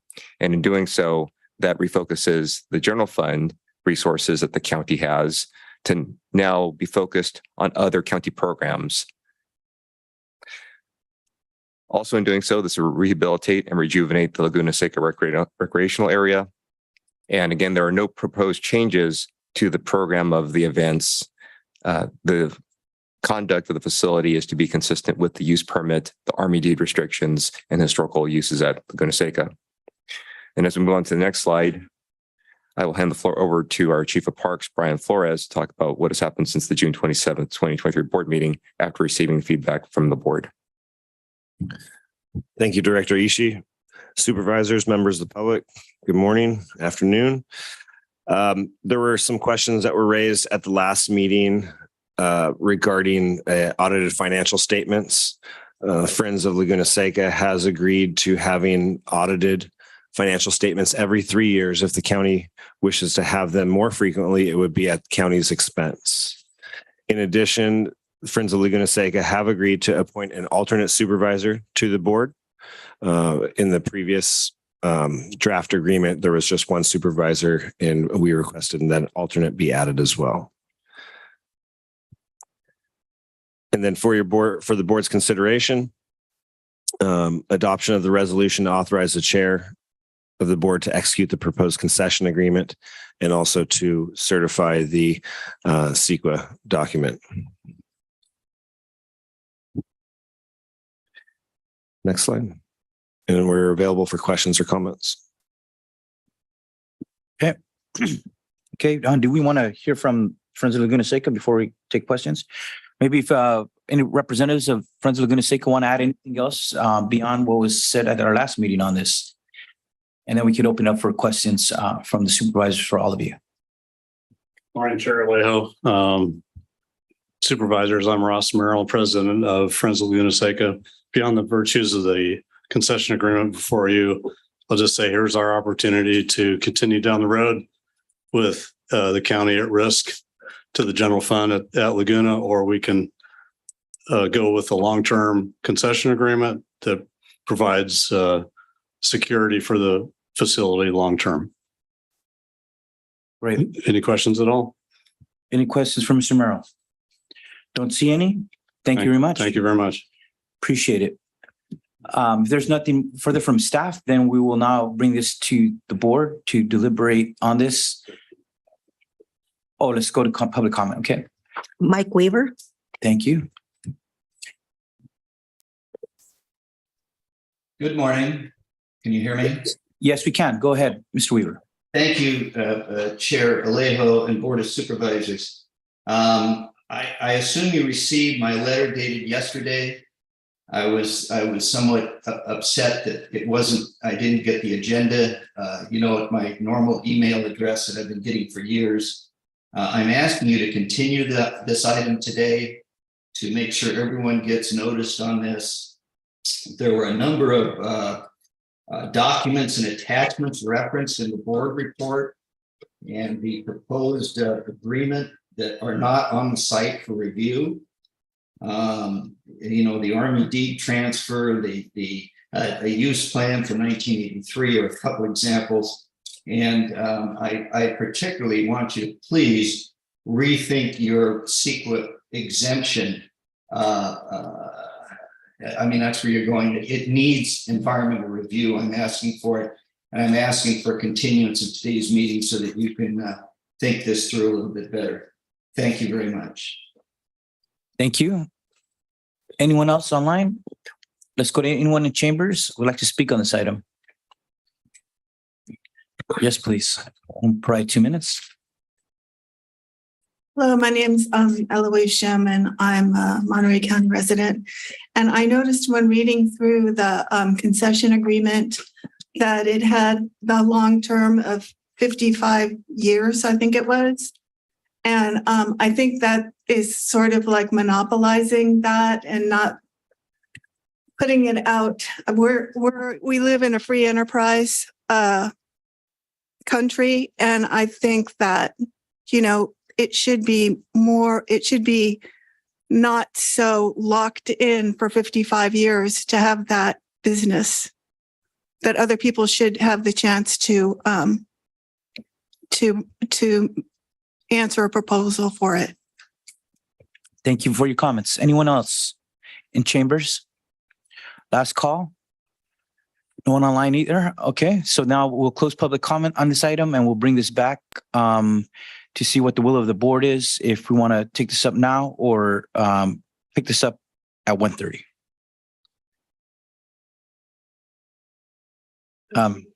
Engage in conversation now. Yeah, we could do deliberate. Yeah, it's only 12. So if we want to at least discuss or make a decision or pick this up at 1:30. Yes, go ahead, please. Great, thank you. Much to say, I'm going to jump right into, in the sake of time, jump right into the questions that I have in regards to the concessionaires agreement. I think this is a significant decision for the county to make. Laguna Seca is an incredible asset that benefits our community in many ways, and also in recent years has been a drain on the county general fund, both in terms of annual operating costs as well as the deferred maintenance costs that have resulted in significant expenditures from county general fund dollars. So the path that it is before us today, or that we're being proposed to consider, would potentially alleviate the drain on the general fund while allowing Laguna Seca to be utilized and as the asset that it is, bringing in the visitors, the hospitality, the tourism, and the larger community benefit. So I'm excited about the potential. Also want to make sure that we do our due diligence and get this right. So I'm gonna within the draft agreement. I'm just going to go page by page. So on page 16, we reference that the 10 10% of net operating income for the prior calendar year will be deposited into the Laguna Seca Enterprise Fund that could be used either for the benefit of Laguna Seca or other county parks, or at the request of the contractor, those revenues could be used directly for Laguna Seca specific requests. And I just want to, to the degree that we're moving from a place where we were using general fund monies to subsidize Laguna Seca, the idea that we could use Laguna Seca revenues to subsidize and support our larger parks purposes. I'd love to, I see the sentence is included here that the contractor may reasonably request expenditures from the Laguna Seca Enterprise Fund for use at the concession premises. And I would hope that we could have a commitment or a shared agreement that we would look to utilize future revenues for the benefit of the parks within the county. So just a comment on that. On page 20, we just want to again call out that there is anticipated ongoing county staff time associated with oversight of the contractor and its performance of the agreement, and that those direct costs would be charged back to the contractor by the county. We've had many staff members within the county who've had to provide that oversight. I just want to acknowledge that we're still going to be responsible. The county would remain responsible for providing that oversight, and that the cost of that would fall back to the operations of Laguna Seca. On page 31, I think this is the one that remains outstanding for me, as it says the facility master plan will be set forth. We'll set forth a plan for the replacement of depreciable assets at the end of their useful life, as set forth in the county's depreciation schedule for the concession premises. And I will need to see a copy of that county depreciation schedule. Has not been circulated publicly, and I do think that that's a significant potential cost. There are many items within that depreciation schedule, and if the assumption or the written, not the assumption, if the agreement states that the contractor will be replacing those depreciated assets at the end of their useful life, I think it's important that we're all in agreement about what that depreciation schedule looks like, what's included in that. So making sure that we get that copy circulated. And then I know one of the concerns that's been sort of circulated, or I've heard from folks, is the length of the contract being, the 5 years, the 25 years, and the additional 25 years. And that the risk to the county is that if for some reason the assets that are at Laguna Seca are not maintained in accordance with our depreciation schedule, at the end of that contract or at any point during that contract, the property could be returned back to the county with even more significant costs associated with depreciation, depreciated assets. So I want to make sure that we're all really clear about what this statement says and what it's referring to, and understand that failure to agree to those replacement or demolition of those depreciable assets at the end of their life would be a reason that the county could come back and engage in conversation with Friends of Laguna Seca about the future of that contract. Thank you for including the 3-year audited financial statements. I think that is sufficient for what I was looking for in my last week's comments. And then on page 44 of the agreement, we talk about having a county representative who's able to attend all meetings of the Friends Board as an observer only. However, the county representative, who's a staff person, would not be able to engage in closed session or confidential discussions or privileged or confidential information. I just wanted to be really clear that the county representative, as referenced on page 44, is different than the board member, Board of Supervisors, who would be sitting on the board, who would remain able to engage in all of those confidential and privileged discussions and access to that information.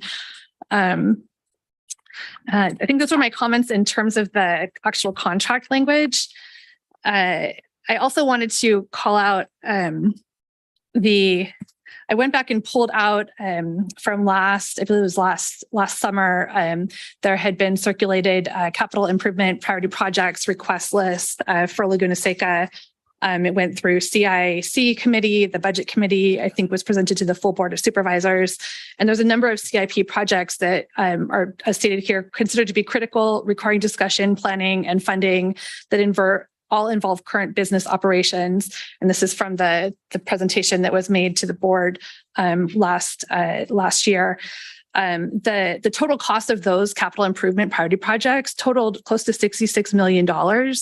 And the list that's presented as an attachment to our concessionaires agreement, I think comes closer to a total of $13 million when you remove the start finish bridge, the track repaving, and some of the drinking water system improvements that we spent ARPA money to improve at Laguna Seca. So I guess I just would love to hear from staff about the difference between those two capital improvement lists that are have been circulated publicly. I think there's some explanations, but I'd love to just make sure that they're on record as we move forward. So I think at this point, those are my questions, and then I would have comments at a later point. All right. You want to answer those now? Thank you, Chair. Yes, staff will, and would like to first look to our county council to lead in, and we also have our management company, Andy Narigi, available for questions about that as well, and to respond to the questions. Thank you, Honorable Chair. I put the list that Supervisor Askew has referenced up on the board. This is from some time ago. Some of these items will take an amendment to the use permit. The other list that was provided, the $13 to $14 million list, are those things that need to be done in the short term and can be done without seeking an amendment to the use permit.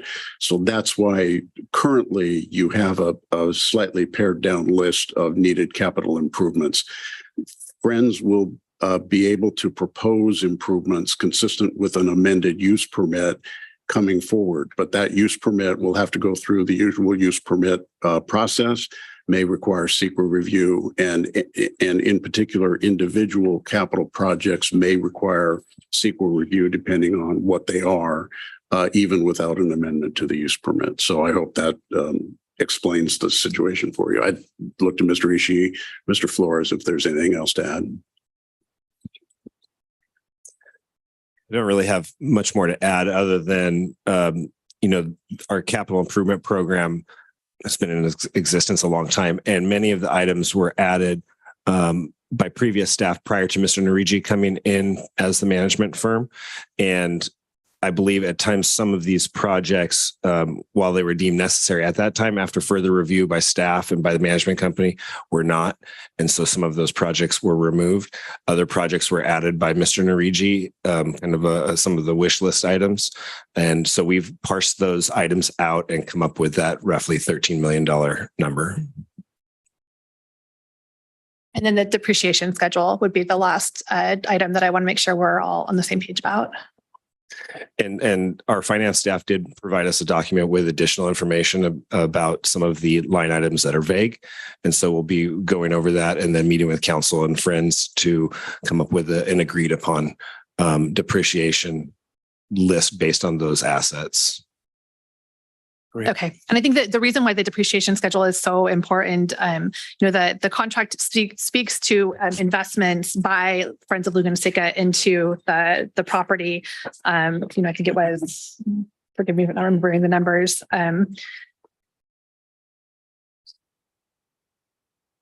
The 5 million and then the 25 million, 40 million within the term. And there are significant millions of dollar projects and assets that are in the depreciation schedule. So I think we would easily hit the required contribution levels simply by the replacement of the depreciated assets that come due during the term of the contract. So when we're talking about significant sums of money, I'd rather make sure we're all clear up front before we make agreements versus leaving our board 5, 10, 20, 30 years from now to have to engage in that, figuring out what was intended by us in our actions today. Thank you. Thank you very much. We'll go to other supervisors now. Supervisor Adams, you want to go next since you're district supervisor at church? Sure. For me, I find this really probably the most difficult vote I faced since being on this board here for 6-7 months. And, it's because I really, support this concept very much. Because Laguna Seca, as Supervisor Askew has really been bleeding the general fund for many, many years. And so this is a way to get past that. So I do believe this is a route we have to go. But I'm in a difficult situation here in that negotiations had really started on this last fall when I wasn't on this board. And I've only really seen this stuff in the last weeks.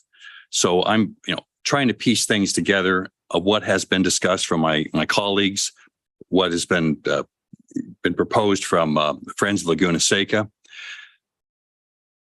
And I, keep finding new things that keep popping up. So it really, while I have a number of concerns with this also, and Supervisor Askew addressed a few of those, I'm going to go back and discuss some of these items here. But where I'm standing at today is, I don't see the vote that I can put for this, or actually even a vote against it, because of the situation that I'm in with what I feel somewhat limited on information.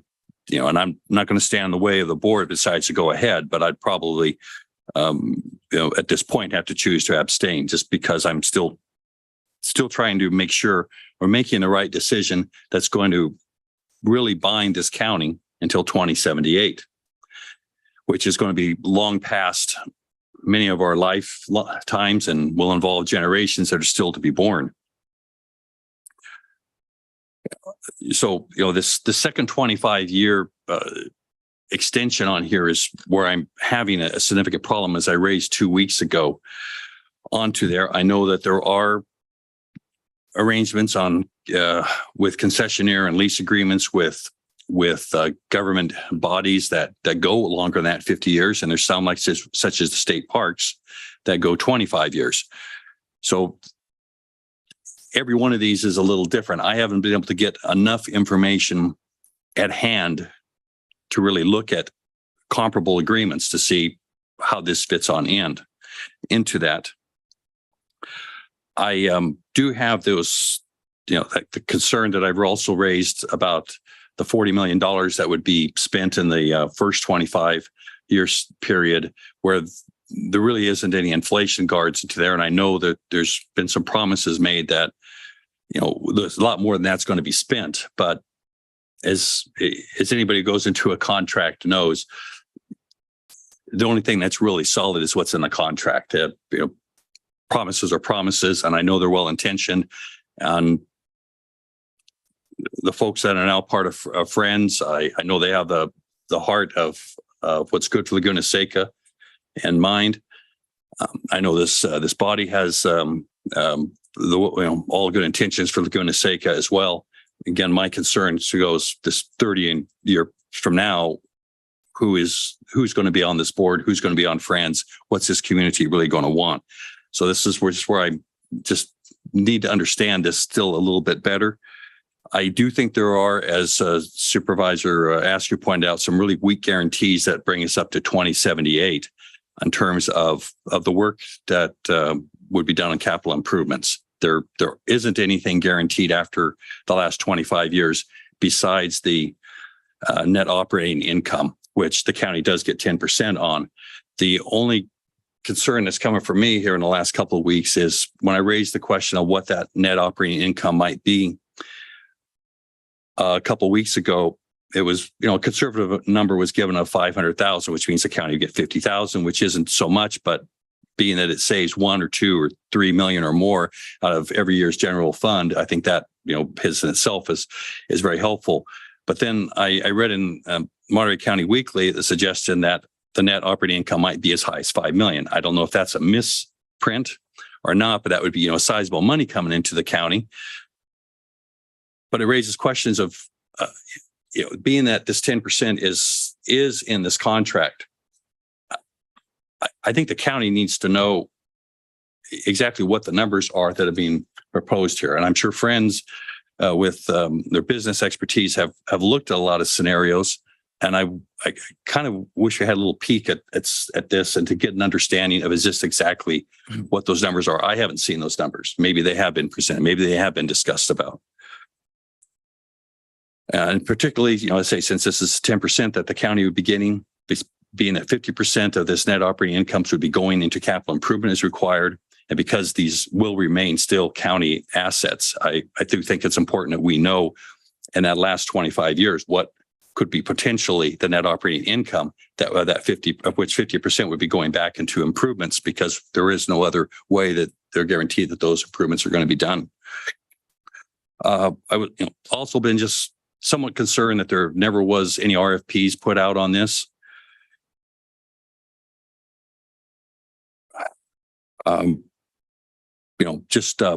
This is a project I want to see really happen. I just think it's the way to go. It's good for everybody, but I'm just not quite there on my position onto it. All right, let's go to Supervisor Lopez on Zoom. I don't have any questions, Mr. Chair. Comments.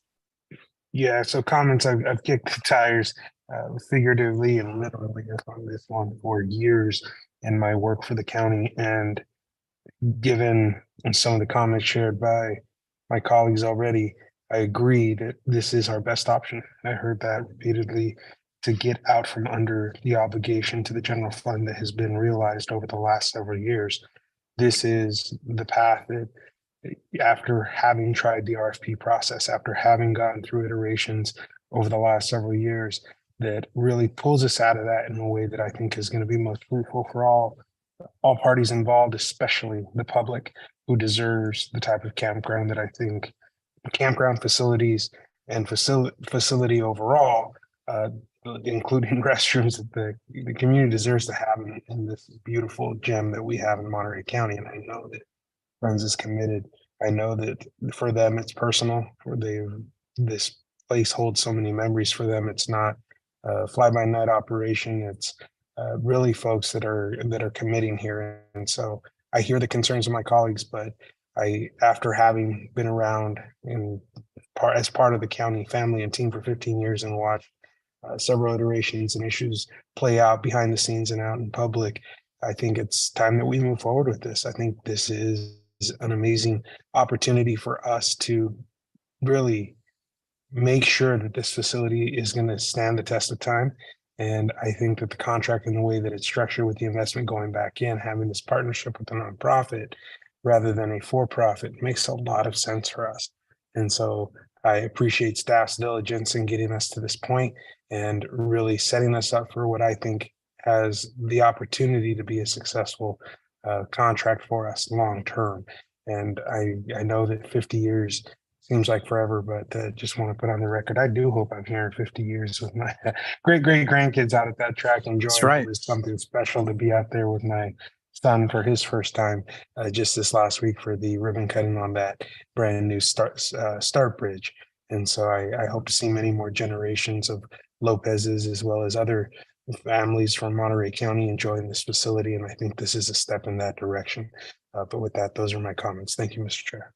Thank you, Supervisor Lopez. And then I want to just express my support for this. But I first want to thank our County Council, Les Gerard, for his hard work and diligence in putting this together and addressing a lot of concerns of my colleagues that they've raised ever since this process started. I want to thank all our staff, Randy Ishii, our Parks Director, as well, Brian Flores, and all the whole team, everybody who works at Laguna Seca. We appreciate everything you do out there, and certainly all the volunteers that make these events possible. Last Friday was an exciting time for me to see that such a great asset, such a world-renowned racetrack, get the investment, and to see the fans and to see these world championship racers who made a name, like Wayne Rainey, that were out there, that really saw that it really felt like a new chapter in Laguna Seca's history. And that weekend, we not only had the Motor America, but to have the first ever Women's U.S. Open. There was a festival at the Monterey County Fairgrounds. For me to see all those events happening and all the tourism taking place and all the jobs being created for our local residents, that's what these special places are all about. They're economic generators. They're job creators. They keep our people working, which is what they want.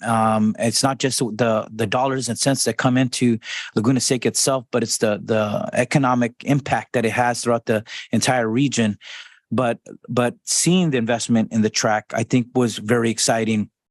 And you look back at Laguna Seca's history, the first track built in 57 was built by donations by individual businesses and individuals on the former Fort Ord. And that property was part of the maneuver and artillery target range. But they brought this track there, had a vision, and next year will mark 50 years since that track was handed over to the County of Monterey to be responsible for it. And I say responsible because every time we have an asset, just like any other county facility, any county property, comes a responsibility to maintain it, to bring investment. But as my colleagues have expressed, there's been challenges ever since I became a supervisor 7 years ago.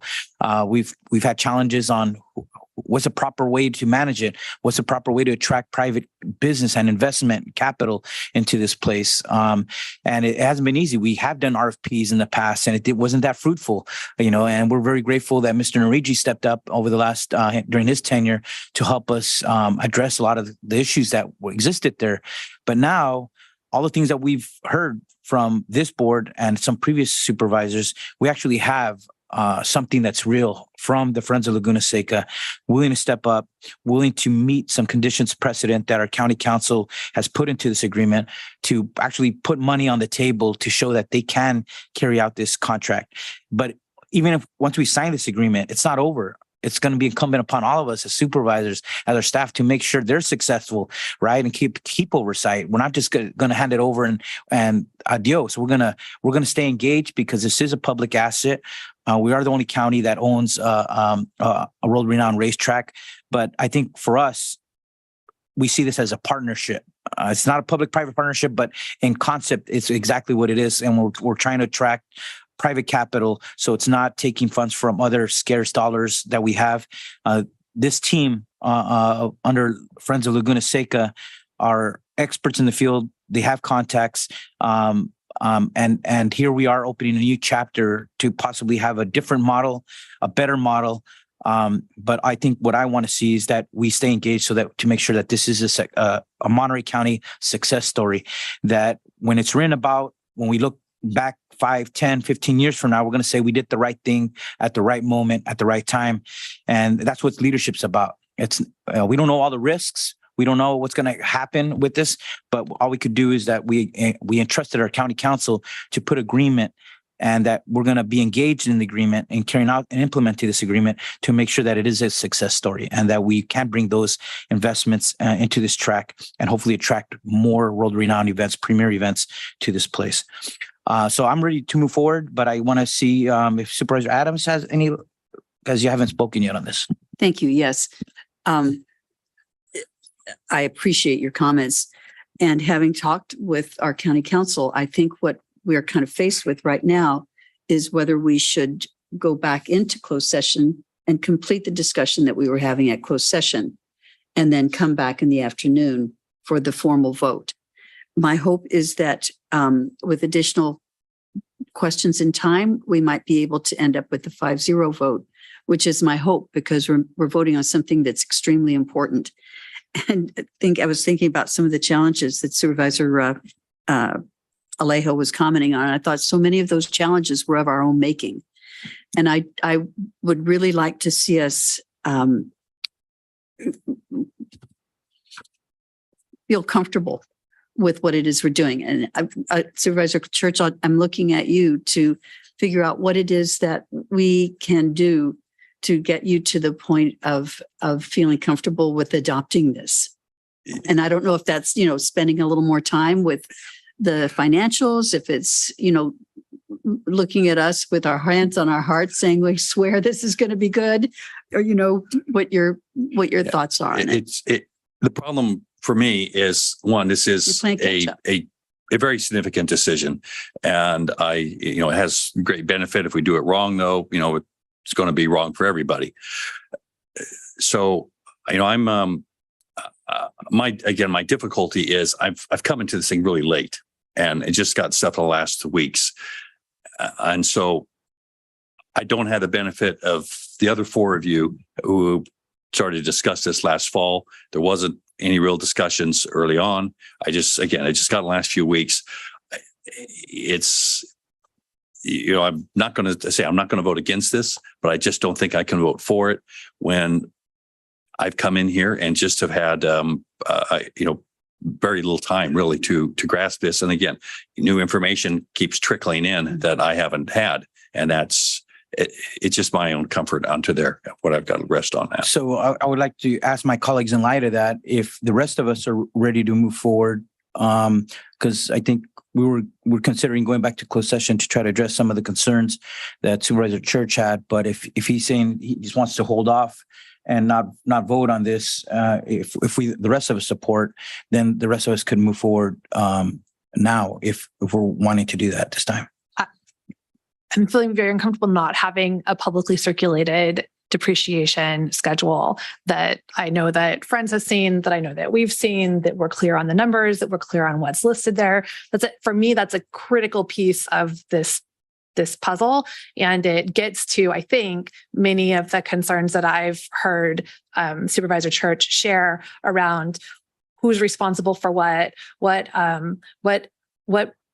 protections are in place to ensure that the county's asset is continually invested in over the period of the contract. And knowing that we have a depreciation schedule and that the contract speaks to the requirement of the concessionaire to replace assets as they hit the end of their useful life, to me addresses the concern about ensuring that we're protecting the county from ending up 55 years from now with an asset that it's fully depreciated without any revenue to go back in with millions of dollars in deferred maintenance needs. So that, to me, that clause is what protects the county moving forward. But I don't have that document, and I haven't seen that document publicly circulated. So I'm not comfortable voting until we've had a chance to look at that document, sort through it, and that I ensure that our partners have seen that document and are in agreement with what's on it.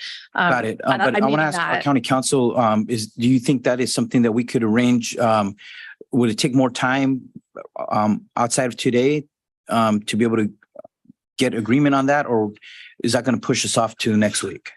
I think if the board desires to have the department, the depreciation schedule needs a little bit of work because there's some items on there that are not described that take reference to a different document, which we now have.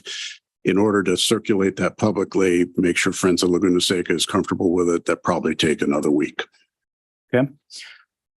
So, and one other thing, I'd be remiss in not pointing out that under the county code, an abstention absent a conflict of interest means a vote in favor of the majority. So you can't merely abstain. Or he could leave, right? He could leave and then it would be counted as not absent from the dais.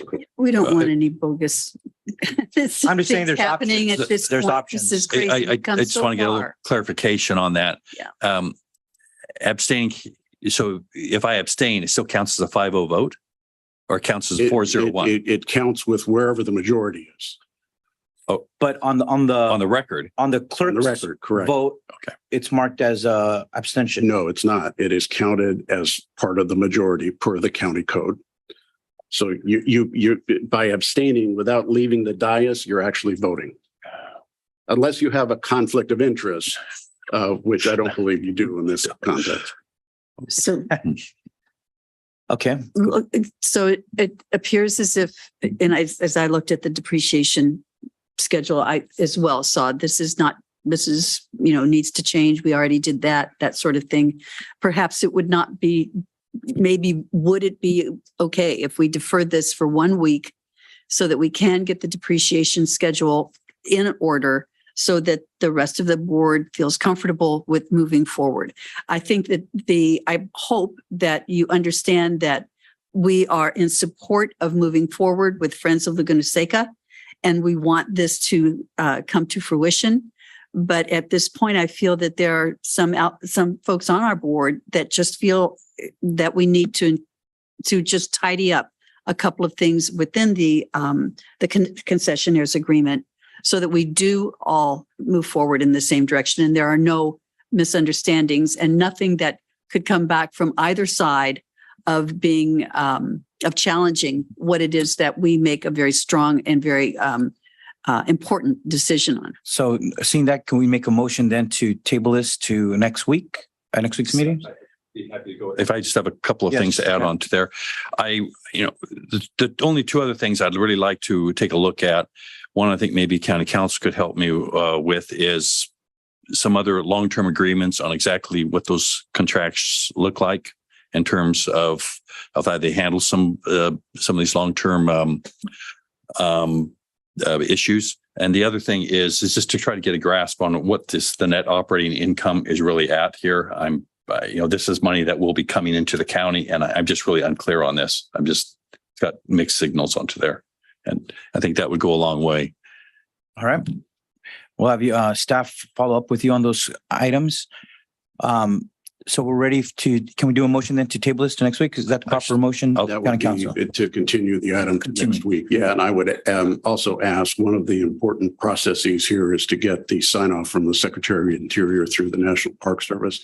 I would request direction to send the current draft to the National Park Service so we get that process started. Yeah, so that could be included in the motion. I would move to continue and to send the draft to the Department of Interior. Okay, I'll second that. To a date certain, specifically next week. Next week. Oh, sorry. Yes, to next week. Always keep it on schedule. All right. Thank you for your patience, everyone. We'll bring this back next week, hopefully for a final decision here. Madam Clerk, we call the roll. Supervisor Church. Aye. Supervisor Lopez. Aye. Supervisor Askew. Supervisor Adams. Aye. And Chair Supervisor Lejo. Aye. Motion carries 5-0. We'll see everybody next week on this item. Thank you very much. Just that we want to keep seeing you here. That's all. All right, everyone, we'll recess for lunch. We're going back into closed session, County Council, or we not need it anymore? Okay, we'll go back to closed session and we'll reconvene at 1:30. Thank you, everyone.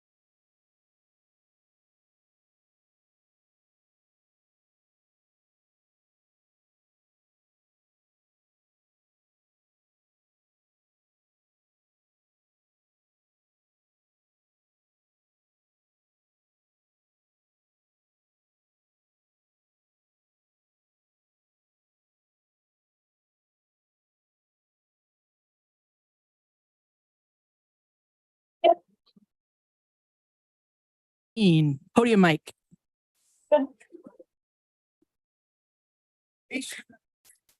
Staff one. Staff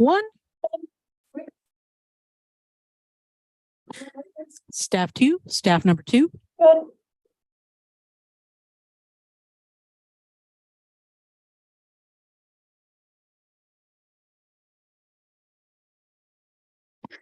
All right, mic number 3. Mic number 3.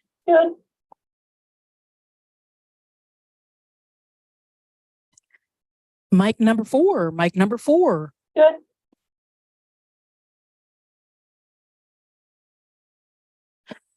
Mic number 5. Mic number 5. Mic number 7. Mic number 7.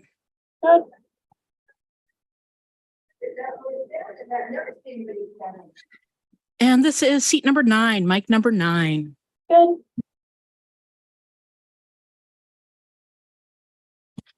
Mic number 10. Mic number 10.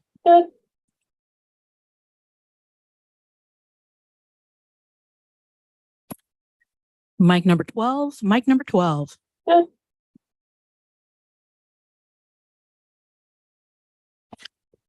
Clerk PC. Clerk PC.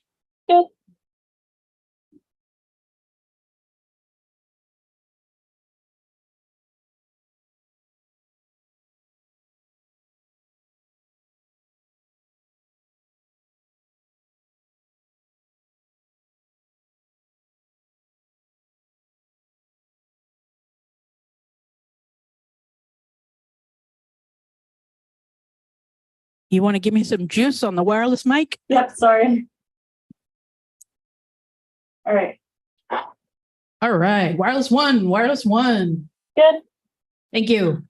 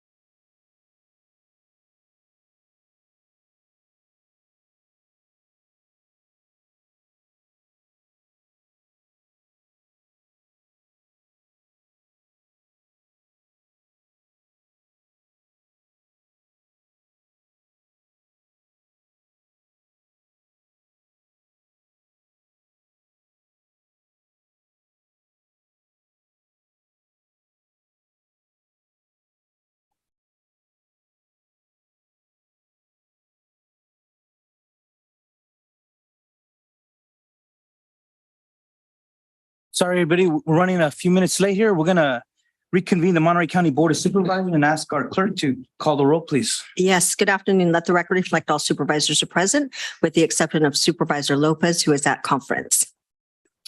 Thank you. We'll go to our announcement for Spanish interpretation by Diego Celis. Muy buenas tardes a todos. Mi nombre es Diego Celis. Seré su intérprete español-inglés, inglés-español para la reunión de esta tarde. Si está planeando hacer un comentario y necesita servicio de intérprete, por favor hablar lenta y suficientemente fuerte para que yo le escuche. Favor hacer una pausa al final de sus oraciones para asegurarse de que tengo la oportunidad de interpretarle. Muchas gracias. Thank you very much, Diego. Before we go into our scheduled items, we are very honored today to have two groups of very special guests, young leaders of Monterey County. And I'm going to first pass the mic to my colleague, Supervisor Glenn Church, to make an introduction of young leaders who are learning a lot about journalism this summer. I was looking out there in the audience. I didn't see any. Hopefully they didn't leave. Yeah, I want to make sure I get this correctly. That we have some Young Voices Media Project members here, and these are some Stanislaus Valley High School and Hartnell College students who are learning about journalism from the Voices of Monterey Bay. And maybe the four of you that are here, if you'd like to stand and like to acknowledge your, please. Let's give them a round of applause. Yeah. All right. Thank you for attending, and I hope it's going to be a worthwhile endeavor for you. Is there anyone you'd like to introduce in that group? Well, I actually don't know the name. I don't know the names of any of them except the one in the middle of my wife. That's the one to whom I was referring. And maybe she wants to come to the mic and say any words. Yeah, please do. Come to the microphone if you want. Yeah, that way people at home could hear you. Oh, hi, everybody. Oops. Diego, is the mic on? Yeah. Hi. There you go. I'm Kathy McKenzie. I'm with Voices of Monterey Bay. And so today we have our teen journalists here so they can experience what it's like to come to a public meeting. So we have Karen, Carolyn, Precious, and Richard. And they're all very excited to be here today. So thank you. Thank you. We want to welcome all the young people for coming here because it's not often that we get young people to come and attend our meetings. For many of you, this is your first meeting. And it couldn't come at a better day because I also want to introduce our 2023 group of young supervisors for my supervisor office. And this year's class consists of 15 students. And we have students from Alisal High School, Everett Alvarez High School, Salinas High School, Rancho San Juan High School, Seaside High School, North Monterey County High, and also Hartnell College. We also have an intern, Julian Deanda, who was hired to work through the County Workforce Development Board, and he's helping my team to coordinate the program this summer. And I want to really acknowledge my staff, Javier Gomez, our lead staff, Jasmine Mejia, and Linda Gonzalez, who are all our program directors, so coordinators. And so I want to, first of all, recognize all these young people. Thank you for standing up so the public could see you. But this program, the Young Supervisors, it's now in our 13th year. This was the first program of its kind to provide an introduction to leadership, public policy, law, politics, and county government. We originally started in 2011 when I was in the state assembly, now transitioned into the Board of Supervisors. But we've had over 250 young leader graduates that came out of this program. Today, after our program, now the city of Salinas has one, the Assemblymember Rivas, Senator Caballero, Supervisor Lopez, and now Santa Cruz County Supervisor Felipe Hernandez has a program, similar program too. And what I really want to emphasize for the public here is that we take time, my staff takes time, I take time to offer this opportunity to support young people. We know that when they go to college, they're competing with thousands of other students. We want to enrich the resume, be a job reference for them. We want them to connect with a county supervisor office, not only them, but their parents and their families. So when they need us for something, we could be there to help them, vouch for them, and do whatever we can to support them in their journey as they go into college college or to the university or even beyond that. We have many high hopes for them here. I just wanted to thank our CAO, Supervisor Lopez. We've had immigration attorneys come speak, juvenile justice advocates, our elections director, and we have many other speakers coming. They're going to meet members of the press too, as well. And we're going to be doing a visit, as we do every year, to Colton Hall, because that's where we held the California Constitution was drafted many years ago. We're also going to be doing our first, for many, their first ever whale watching tour out in the beautiful Monterey Bay. They're also going to learn about the research at the Monterey Bay Aquarium. We do that every year in partnership with them. And this year, for the first time, we're also joining in with the Young Supervisors of Santa Cruz County. We've added a trip to go to Roaring Camp and to the Santa Cruz Beach Boardwalk, hosted by the Boardwalk, wanting to give a fun day and also to learn about rail trail out in Santa Cruz County. So we're very excited to add some new opportunities for them. But if we could give them all a big round of applause on the first meeting.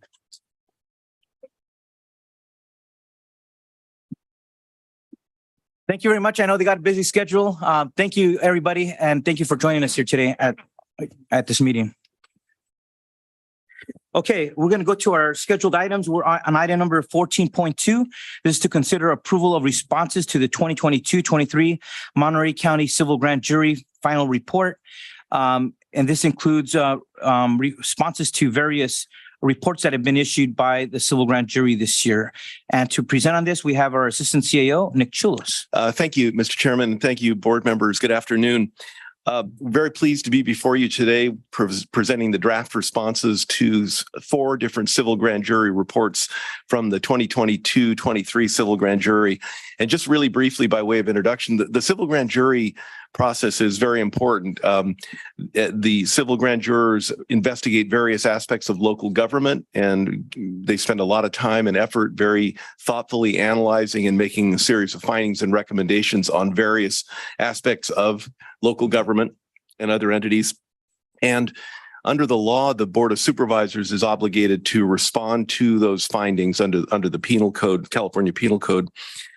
Today, and we've invited the civil grand jury to be present today. And today we're very pleased to have at least 4, maybe 5 of the civil grand jurors in the audience present in the room, and several others potentially by Zoom. And I'd like to just briefly introduce them. The first is Christine Larrabel, and Christine is sitting back here. Norma Aguilar, also sitting in the several rows back behind me. Tracy Jones, and Joe Truscart. And I believe Andrea Kingman might be here. She is there. And Andrea is here. Okay, great. And then by Zoom, I believe we have Clara Mountier, Sharon Delson, and Daisy Ipez. And I'd like to just point out just briefly by way of connection that Ms. Larrabel is our own Lindsay Larrabel's mother. You might know that or not. Our director of facilities. So, awesome. And a former county social services employee. So, and we would just like to give our a welcome to the civil grand jurors who are here and able to participate, and our great thanks for the work that they do. It's very important, and I know they work hard at what they do. In by way of process, the way that we handle the civil grand jury reports, we receive the civil grand jury reports usually in the late spring of a calendar year. They come through the county counsel's office typically. They come to our office, to the CAO's county administrative office. We briefly analyze the reports and then assign them out to the various subject matter expert departments who are in the best position to provide draft responses for the board. We assemble those responses. Once we get them, we review them for clarity and consistency. And in some cases, we have some questions. We work through those to make sure we're clear on that. And then put the board report together, which you have in your packet today. Once the board approves those responses, they're submitted to the presiding judge of the court. And that there's a time frame on that. We have several calendar days for your board to consider this item. If you don't get through it completely today, we have next Tuesday and the Tuesday after that. We do need to get these responses completed and approved and submitted by the early part of August. So knowing that you're going to be on break, July is really our time frame. Other elected officials are invited to respond directly to the civil grand jury. So as the case this year, the sheriff was invited to respond to several of the reports.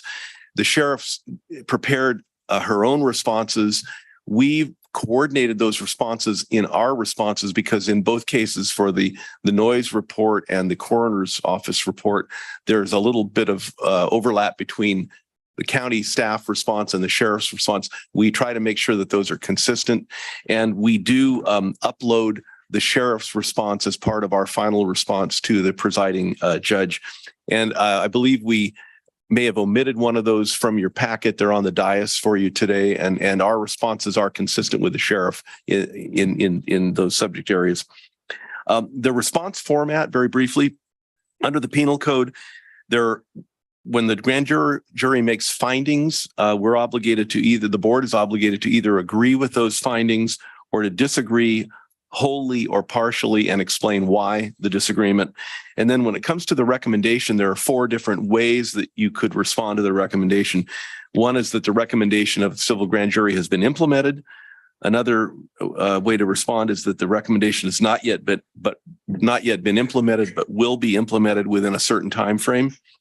There's also a recommendation option, which is that it requires further analysis, and there's a timeline to respond with that analysis. And then the final method of response is the recommendation will not be implemented and the reasons why.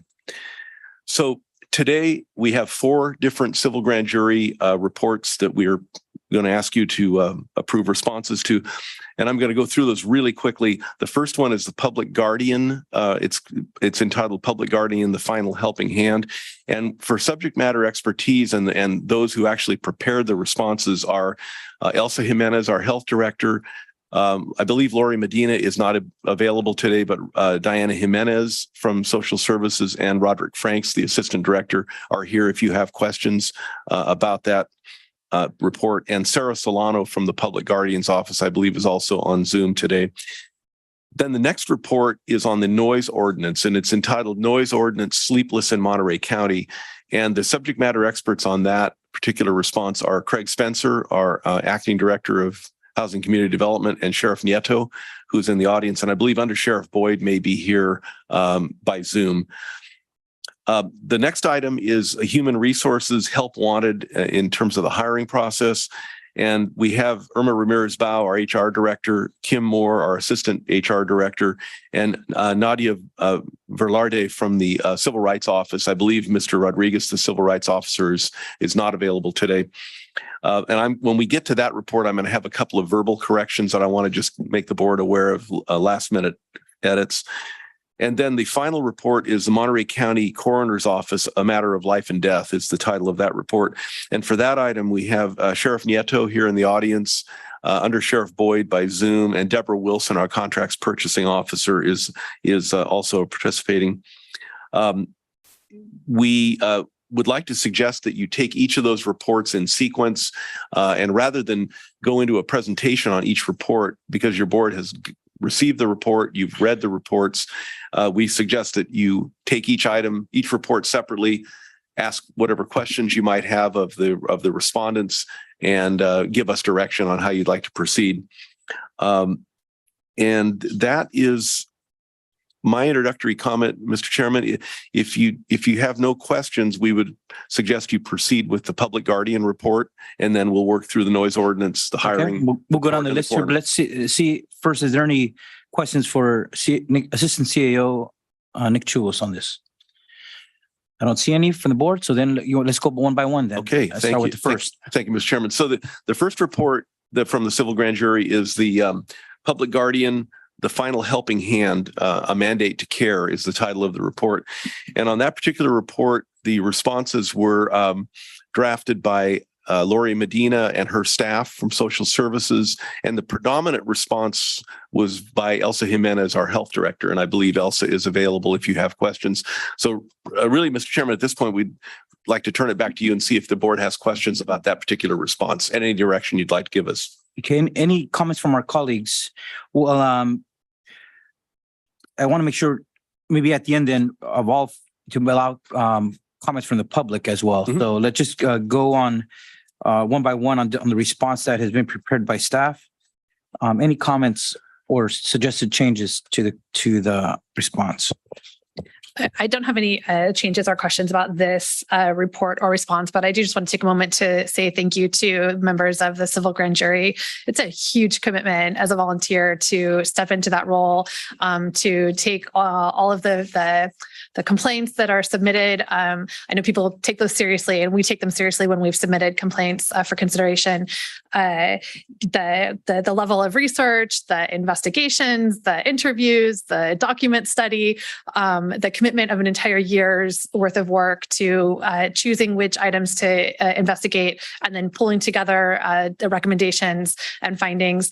I know that I oftentimes will refer back to previous civil grand jury reports for content, background, context around many issues, and use that to guide decisions and judgments that I'm making. So I just want to say I really appreciate the reports that were selected this time around, and thank you for your service and your commitment to bringing daylight and accountability to government operations. So I have one question about another one, but I will just wanted to start off with those comments and just say we really, really appreciate the value that you bring to government, local government. Thank you. Let's go to Supervisor Adams and Supervisor Church on the first report response. Thank you. And I am really just stepping right in where Wendy was. I served on the grand jury some years ago, so I can really remember the time that was spent and how interesting it was and what a learning experience it was. I also want to say that earlier on my term here on the Board of Supervisors, I don't think that there was as much attention given to the responses to the grand jury questions. And I'm very pleased with our staff and the approach that they have taken, working with our newly elected sheriff as an example, to really put thoughtful response in. And I would be remiss if I did not just once again say thank you so much. I know what it takes. And I also thank the staff very, very much for doing such a great job on the reports coming back this year. So that's it for me on this subject, but thank you again. Thank you very much. Supervisor Church. Yeah, my question really is on F2, F3, and F4, and that I see where the grand jury has, made comments that, written policies, for example, on F2, written policies and procedures exist, but do not appear that they are fully utilized by staff. And F3 also questions whether all staff interact directly with clients. F4 is unable to determine whether all staff. So all three of these are not stating that all staff are not stating as a fact as all staff. They're saying some of the staff. So we're disagreeing partly with these, but our disagreement, when I read these, actually seems like we're sort of agreeing to the same thing. Is our responses are not about all staff but partial staff. So my question really is into here: are we really disagreeing partly, or are we really essentially agreeing with this report? Mr. Chairman, if Elsa Jimenez is on the Zoom call, I'd defer to Elsa in this case, if she's available. Yes. Can you hear me? Yes, we can. Go ahead. Okay, great. Good afternoon. Elsa Jimenez with the Health Department. The reason we stated that we disagree partially with those findings is that we could always improve our processes for assuring that policies and procedures are reviewed for relevance with respect to how we are running our operation now. That when we onboard staff, that we make sure that we present them to them then, but then that they also continue to be part of our ongoing dialogue over case reviews during our staff meetings. So that is why we partially disagree with this finding, because it is a practice that we have in terms of we do have written policies and procedures. We do try our best to inform our staff of it. We do hold ourselves accountable to ensuring we're consistent. And if we need to modify those, then we modify those based on changes in the law or how we need to handle cases, et cetera. So I also was questioning on F3 and F4, but just looking at F2, again, just trying to understand is that the comment is that it doesn't appear that they're being fully utilized by staff. And it sounds to me that's sort of what you're saying, is that there's room for improvement. I think there's always room for improvement. I don't know what information they had to come up with that conclusion in terms of not being fully utilized by staff. And so what I'm saying is that we will do better to make sure that staff are informed about our policies and procedures, that we'll go back and review and make changes as necessary, and make sure that we're holding ourselves accountable to what the law requires of us, as well as making sure that our policies and procedures are consistent with that. And that sounds great. But again, it sounds to me like you're agreeing with the statement, but and that's all I was trying. And that's why it looks like on F2 and F3 and F4. That's, I guess I could say I partially agree, but I also partially disagree. and then in terms of the other two, there are trainings made available by our state association. Not all of our staff have participated. We have a lot of new staff that have come on board, but now the state association post-COVID is having conferences twice a year, and they're having more virtual trainings. And so we'll make sure that our staff are attending home visits and safety awareness trainings offered by our association, and that we're also making sure that we bring up concerns with respect to staff not feeling safe when they're out in the public, and what they need to make sure they're doing when they go on site visits, making sure they go in pairs, et cetera, and also making sure that they're aware of their surroundings so that they are as safe as they can be when we're doing our due diligence and visiting our clients, whether that be at an institute of mental disease, whether that be at a local board and care, or whether that be for our clients that are incarcerated. okay. And again, I will just say, it seems to me that, I mean, your responses are really good, but it seems to me that you're really somewhat agreeing with the grand jury and not partially disagreeing, at least from my interpretation. All right. I don't see any other comments. You want to go to the next one? Yes, Mr. Chairman, does the board wish any direction on that particular set of responses? Are we good with this set so far? We'll take them all together at the end, unless we make some changes one by one. Thank you. So moving on to the next response, the civil grand jury report is entitled Noise Ordinance Sleepless in Monterey County. And that particular report, the response was primarily drafted initially by HCD Acting Director Craig Spencer. And then we received the sheriff's response, which is a direct response to the presiding judge, but we incorporated that with our response. And I believe our responses are consistent between the two. The sheriff is here. If you have questions, Mr. Spencer is here. If you have questions, but we have that before you at this point. Okay. Unless Mr. Spencer or the sheriff have any comments to add, I will just bring this for the board to any changes, comments on the prepared response to that report. Don't see any? Okay, wait. Yeah, go ahead. Let me get my on here. I can make a quick comment while he's. Yes, go ahead. Go over. Yeah, I'm just happy with R1 that the HCD, the recommendation that HCD assign additional code enforcement officers whose focuses will be noise complaints during high frequency call periods by December 31, 2023. I know that that's a hard lift. But I think we all know, and it was stated in here as well, that the noise ordinance also has definite correlation with the special events and the violations of people who are doing those giant special events with the loud music, et cetera. So seeing those kind of intermix, I was very happy with that recommendation. All right, Supervisor Church. Yeah. So my question would be for I guess to Mr. Spencer, and this would be on F7, where there's reference in here on warnings and the 24-hour period. And I wonder if I can just get a little more elaboration on this, on the problem involved in here. And that folks, I guess, are, there's. You want this?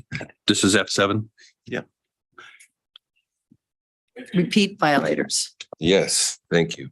What kind of clarification? Well, I just want to maybe just a more explanation for the board and for the public on what the problem is right here. You're stating, as I believe, that that there's warnings only last for a 24-hour period?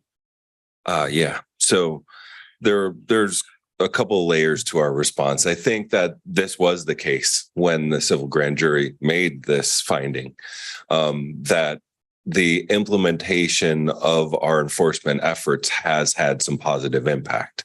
So we're trying to explain that there. That doesn't mean that all the repeat violators are not continuing to be repeat violators. Part of the effort that we may explore for improving the noise ordinance could be the reset of the warning process. So every 24 hours begins kind of this new clean slate, essentially. So if someone if code enforcement's called out for a noise violation, they typically will go out and provide a warning to the person at first. That's before fines start to get applied. There are exceptions to that in the determination of the code enforcement officer, but typically someone will get a warning. If they comply and they stop making noise, they don't get fined. That can then happen again in the next 24 hours. And so someone can every day essentially have louder music, parties, comply, shut down, and do it again the next day. So that's the repeat part that might be part of a fix from the ordinance perspective. In terms of I don't know if I want to say similar, but other forms of warnings that we might give, what would be what would you see as the optimal period that this should be beyond 24 hours?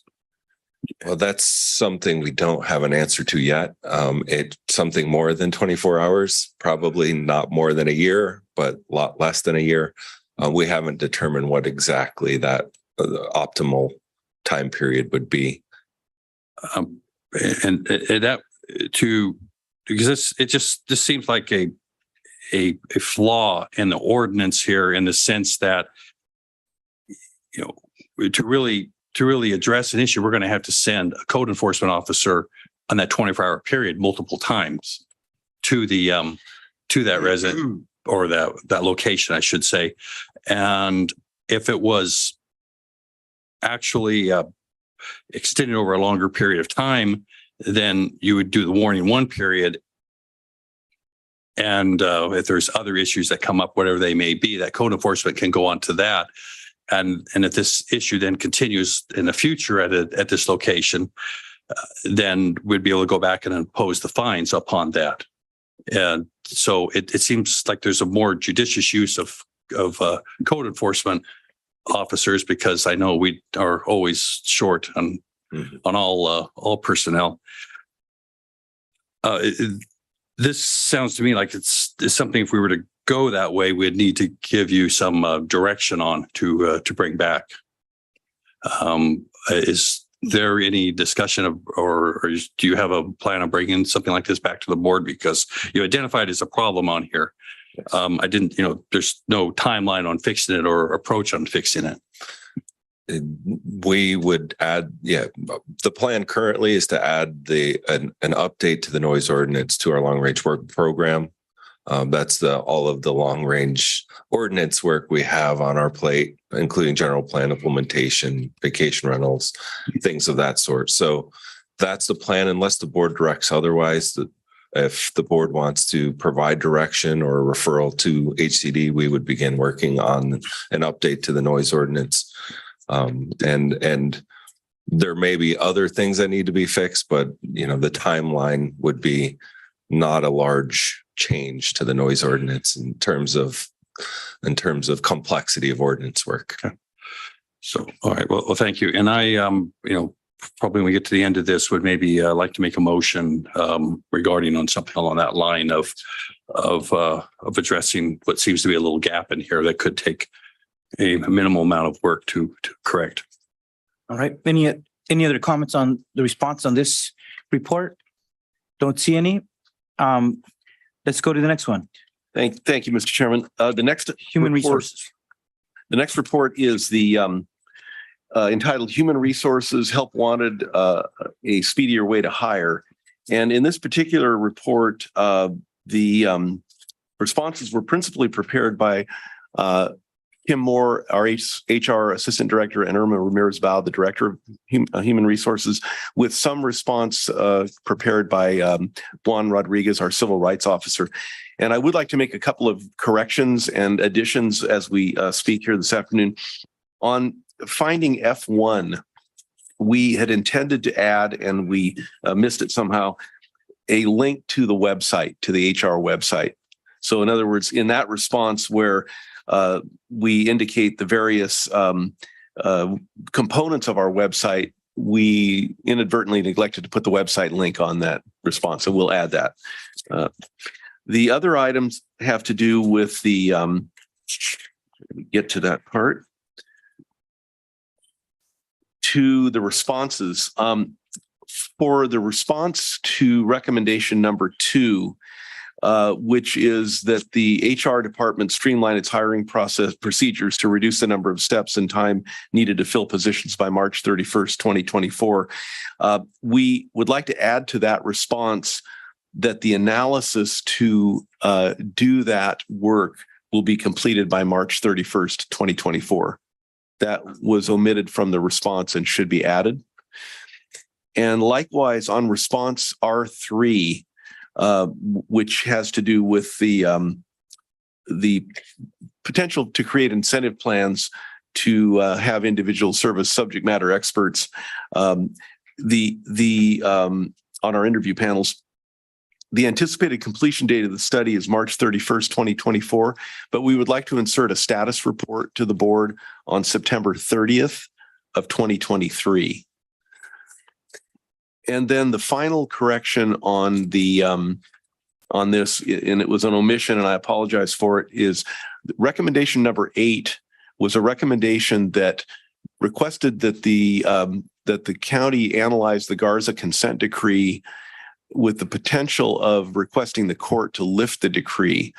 And in consultation with the civil rights officer and his staff, we have indicated, and I believe we distributed a memo on the dais, that we would suggest that the board request that study be done. There are some data analysis issues that apparently might be a little bit complicated, and we'd like to have a progress report given back to the board within the date that's specified in the memo that we gave you earlier today. So that response has been coordinated with the Civil Rights Office, and that's what they would support if your board's comfortable with that.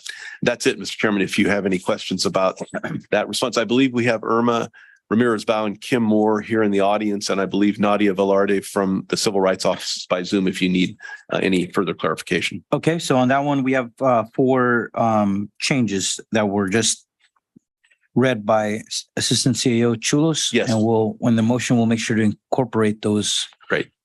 Changes and dates. Thank you.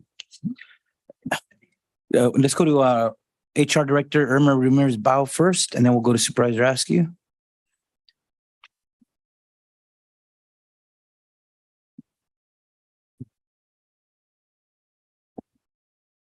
Good afternoon, Chair Alejo, members of the board, and our CEO, Sonia.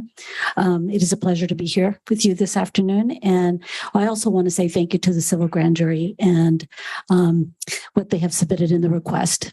There is always room for improvement in all our processes, and that's how I have looked at this report as Kim and I have responded to it. So we stand prepared to answer any of your questions. All right, let's go to Supervisor Askew. Thank you. I just two comments. I want to acknowledge how far our Human Resources Department has come in recent years, and that the improvements that we've seen in terms of processes and responsiveness and commitment to working with the board on costs and comps and trying to find every possible way to streamline. We've come a long way. So I want to first of all acknowledge that and thank our HR team and our HR staff. I also want to say And of course, there's always room for improvement. I liked Health Department Director Jimenez's comments that, you know, we can agree and we can partially disagree, but always looking for room for improvement. And I think in the way that the civil grand jury findings are set up for us to respond to both the findings and the recommendations, some of that nuance gets lost in or can get lost in the translation and the writing. And so I think this is one of the reports where I was reading it and I'm going, oh yeah, that finding it's accurate. It's not wholly accurate, but it's, you know, there's always room for improvement.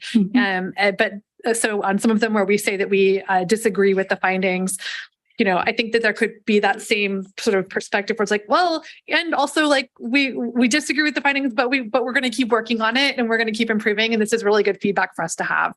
And the website, for example, yeah, like we can always do better. Like, let's keep striving for what's next and what's, so I just want to acknowledge that the feedback is helpful. And while on some of these, we may be using the words, you know, F1, for instance, our responses that we wholly disagree with the finding. You know, I've been on our website. I think there's always room for improvement. So we could just wanted to comment to that perspective. I think, yeah, that was what I wanted to say about that one. All right. Thank you. Thank you. Okay, anyone else on this report? Not seeing any? All right, thank you very much. Thank Appreciate you. it.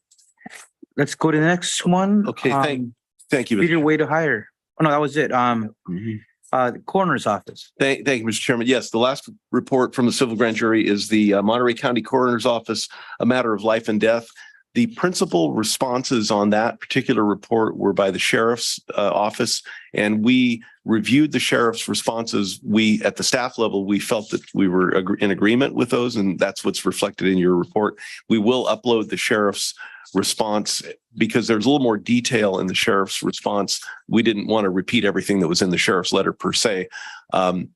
But the sheriff is here and can answer questions. There's also a small amount of that response that was generated by Deborah Wilson, our contracts purchasing officer, because there's some references to that process there. But the sheriff and Ms. Wilson are available if you have any questions on that report. Let's go to see if there's any questions from any of my colleagues. Don't see any. Supervisor Askew? Yeah, again, this was one where the sheriff's office report, thank you for getting it to us. It wasn't included on the website, the county legislar agenda. So I was going to ask, you know, it's hard to agree with the sheriff's findings or responses if we didn't have a copy of it. So I appreciate having that. For anyone who wasn't able to access, will this be added to Legistar? It can, once I get it electronic. Okay, so we'll get this electronically so that anyone who wants to see a copy of it can get a copy of it. And we apologize for that, our oversight, really. Perfect. Thank you. Yeah. Right. Anyone else? Don't see any. I want to give the opportunity to the civil grand jury foreperson if he or she wanted to say any comments, maybe not, but wanted to provide that opportunity. I'm not seeing anybody stand up, so maybe no comments. Okay. All right. Well, oh, I got it. Got it. I know there's very strict rules. Yeah. Yeah. We want to make sure we follow those rules. But I just to close here, I want to also take a moment to commend the Monterey County Civil Grand Jury this year for really focusing on some really excellent reports. Even in these responses, whether we agree or disagree, they really help shed light on some of the key issues. And the Civil Grand Jury does such an important work because they help make local government better, whether it's our county board of county of Monterey, or whether it's a city council, whether it's a special district. I know on Monday, the Monterey Salinas Transit also had a report, and so they're working on a response as well. But this is the oversight coming from our citizens, helping us make government better, more efficient, making sure we're spending the dollars right, sometimes auditing certain matters. All that is very helpful to having a good local government and to serve our community better. And even when we disagree, I think our staff reads this, their team reads it, and it helps us address concerns that I think we always can improve and do a better job in serving the public. And so I want to really take a moment just as chair of this board to really commend all of you for your volunteerism and all your dedication to helping our county government function better for our citizens. Any last comments before we take a motion? Supervisor Adams? Sorry, just again, deep thanks. Thank you. Just Yeah, I just want to commend everybody on the grand jury. I've seen what work is involved in that, and I've said, I don't know if that's something I want to do. It's a lot, but you play a really important role and in addressing not just major issues, but really the details, the minor issues, and looking at things from the outside so that staff can look into more detail and really find where things need to be fine-tuned. And so I think, grand jury is a very essential, critical, and effective means of the public responding to government and getting government to work a little bit better. So I, personally just want to thank all of you for your dedication for a long, long time. And it's a very good job. Thank you. If there's no other comments, I want to just take the opportunity. These responses get submitted to the presiding judge, Stephanie Holsey, from our Monterey County Superior Court. But I wanted to acknowledge Sandra Ontiveros in our county counsel's office, who's lead staff. A lot of logistics go into providing service to the grand jury, civil grand jury members. And I wanted to acknowledge her hard work because she's been doing it for a long time and always utmost professional in doing that work. And also to thank Ms. Larable.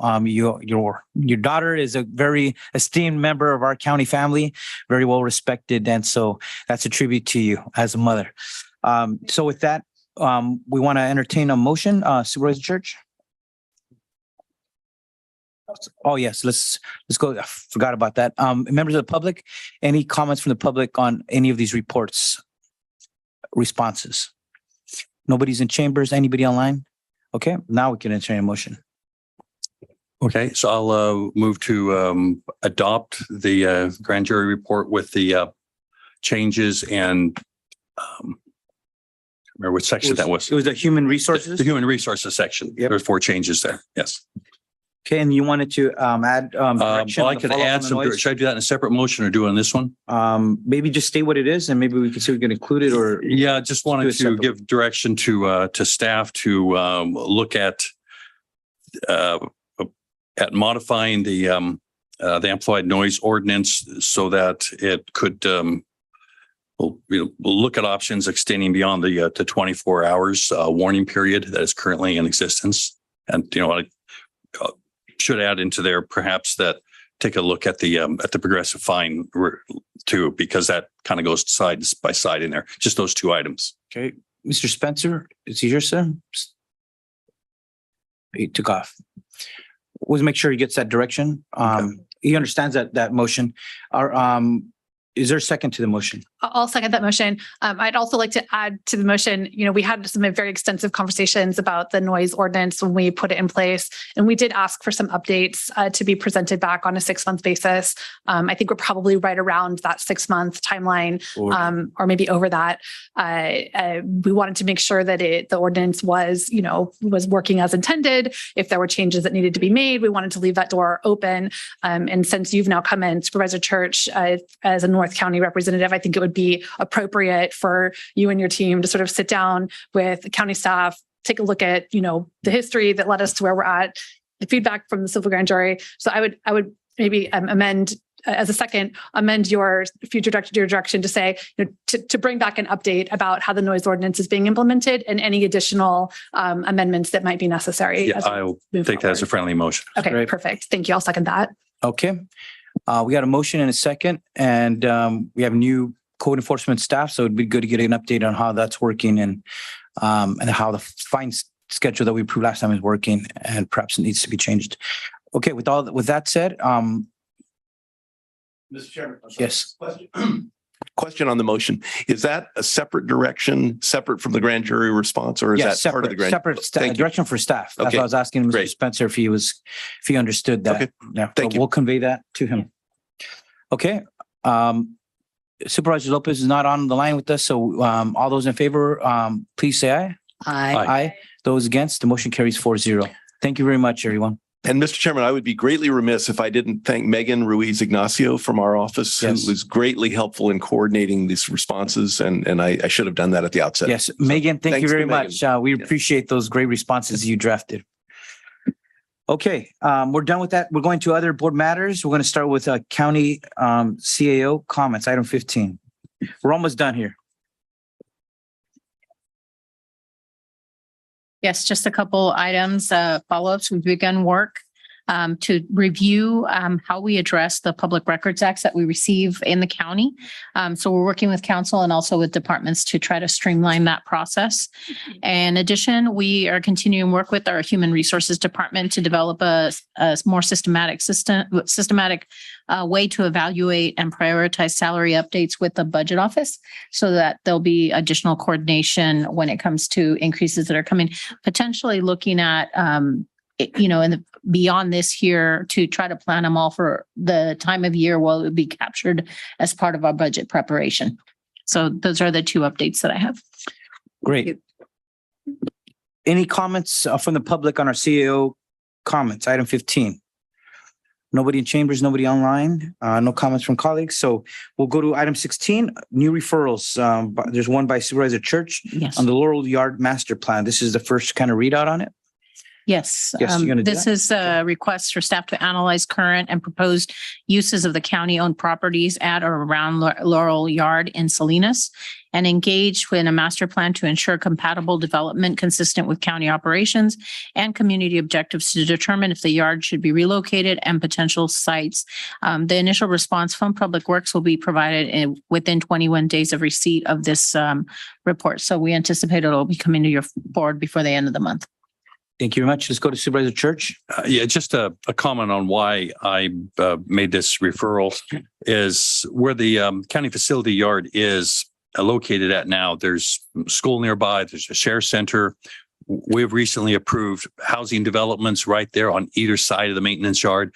And it just doesn't seem that the changing nature of this parcel is really conducive to basically a very large, maintenance yard here where there's going to be noise in the evenings, noise perhaps on the weekends, noise early in the morning. I can just foresee that we're going to be getting complaints coming in at a point once this housing is built. And I think it'd be good to start to look ahead to see where we might be able to relocate that, and which in the meantime, that will, well, not in the meantime, but after we do get it ever relocated, then there will be some other more potential for some development there that would be more compatible with that location. Okay. And I would just suggest Supervisor Church, because I did it. I did a walk around the perimeter, and even in the existing footprint of the maintenance yard, there's a lot of unused space. There's a lot of old tractors and old equipment. So there is a space to grow even there that is not being utilized, kind of on the side that's facing Carr Lake. But it's hard to see from the street or from the front of entrance of the maintenance yard. But if you drive around it, there's a lot of vehicles parked there. So anyways, I think it deserves an analysis, but I think that there, even with the space that is being utilized for the housing, there is still a lot of potential to grow even on that spot. But I know eventually, as you said, if we do housing, senior housing on the other side and the low-income housing on this side, it might merit having a transition plan at some point. So thank you for bringing it forward. Supervisor Adams. Thank you very much. I agree with you. I agree with this referral, and I'm looking forward to seeing what kind of results we get from the staff when they have the opportunity to take a look at it. I am conscious, though, that even though there's a lot of unused space, there's a lot of space that is used. And I'm just wondering about what size we should be looking at. Where could we put this yard that, I don't know if we'd have to buy property or if we've got any other space that we have that it might work. But I think you're right that the site itself would be better used for, additional housing, which we need so much. But we still have to find a place for the yard. And I don't know where that could be. Okay. Anyone else? Any members of the public? This will come back to us at a future meeting for more in-depth discussion. Seeing none, thank you. Just to read out, this will come back at a future date. We are now on board comments, item 17. This is just for regular supervisor comments. So we'll start with Supervisor Askew. Supervisor Adams. Thank you. Yeah, this was such a busy week on the Monterey Peninsula and District 5 this past week. On Friday, we had the ribbon cutting for the Laguna Seca track resurfacing and the new start finish bridge. It was just really, really thrilling. And I want to thank the Monterey Peninsula Chamber of Commerce and the Salinas Valley Chamber of Commerce for orchestrating the ribbon cutting that they did. It really just kicked off exactly what it was that we wanted to see. It's just a real thrill. It looks like a beautiful snake, this black snake with a nice yellow line going through it. It is beautiful. I hope everybody gets a chance to go out and take a look at all the good work that we all put into this. And then we had the first Women's Open, the U.S. Open in our area. And it was fantastic. It was held at Pebble Beach. And it's not just the first time that women were able to play the Pebble Beach course as an event, as a competitive event. But more than that, it was the first time that there had been such a big purse for the prize for the women. And I'm so thankful for that. I believe it was $2 million, which is a really big deal. I've heard so many women, when we say that, say, maybe I'd better take golf lessons. Yeah. But I really, it's just a thrill for us. And I want to congratulate the winner, Allison Corpus, who is a Hawaii native. So she just really did such a great job. Kind of out of the blue came up at the end, and it was wonderful. Also, we had the Big Sur annual muster and the barbecue. And I want to send congratulations to the recent graduates of the Big Sur firefighter training who received their official badges and celebrated their achievement as a certified firefighter 1 now. We were very happy with that. And again, going back to the track, Moto America, the Superbike Speed Fest then took place Friday through the weekend at Laguna Seca. And they used the new track, and that was all very thrilling. Finally, on Saturday, Monterey Peninsula Pride is hosting their annual Pride Parade event in downtown Monterey.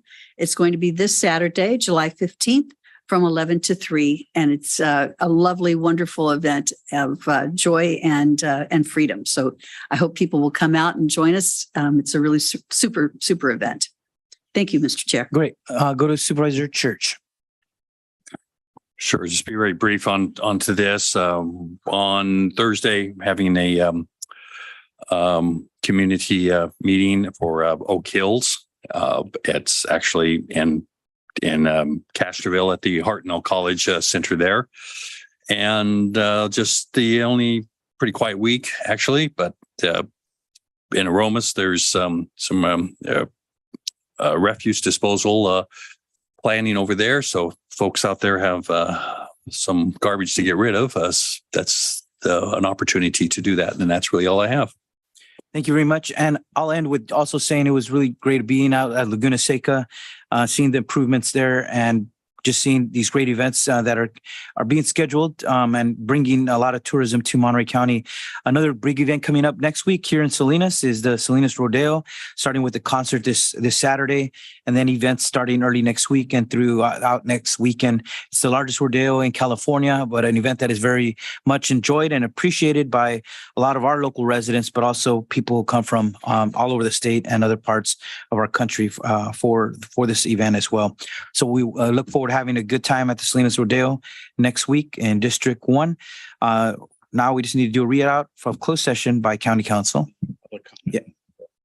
Oh, yes. And any public comments on any of the comments made by any of the supervisors?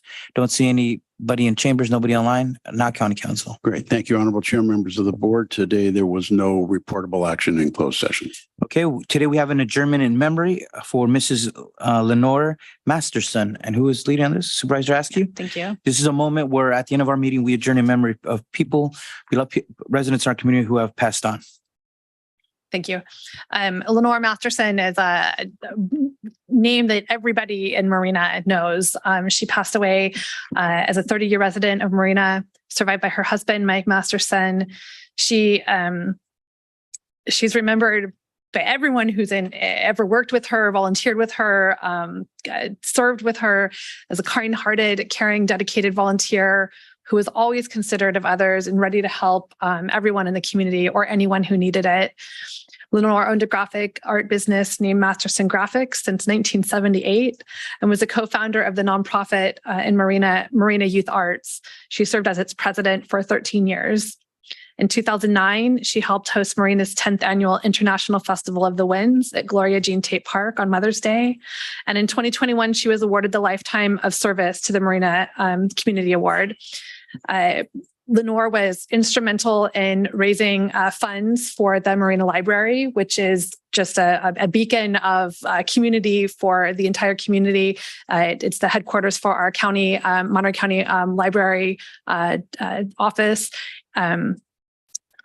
Lenore was accepting and kind and welcoming and really made Marina the community that I so loved and love raising my son in. And she's missed by just across everyone. So in memory of Lenore Masterson, we can adjourn our meeting today. Thank you. Yes, we express our deepest condolences to her family and all her friends and coworkers, community members.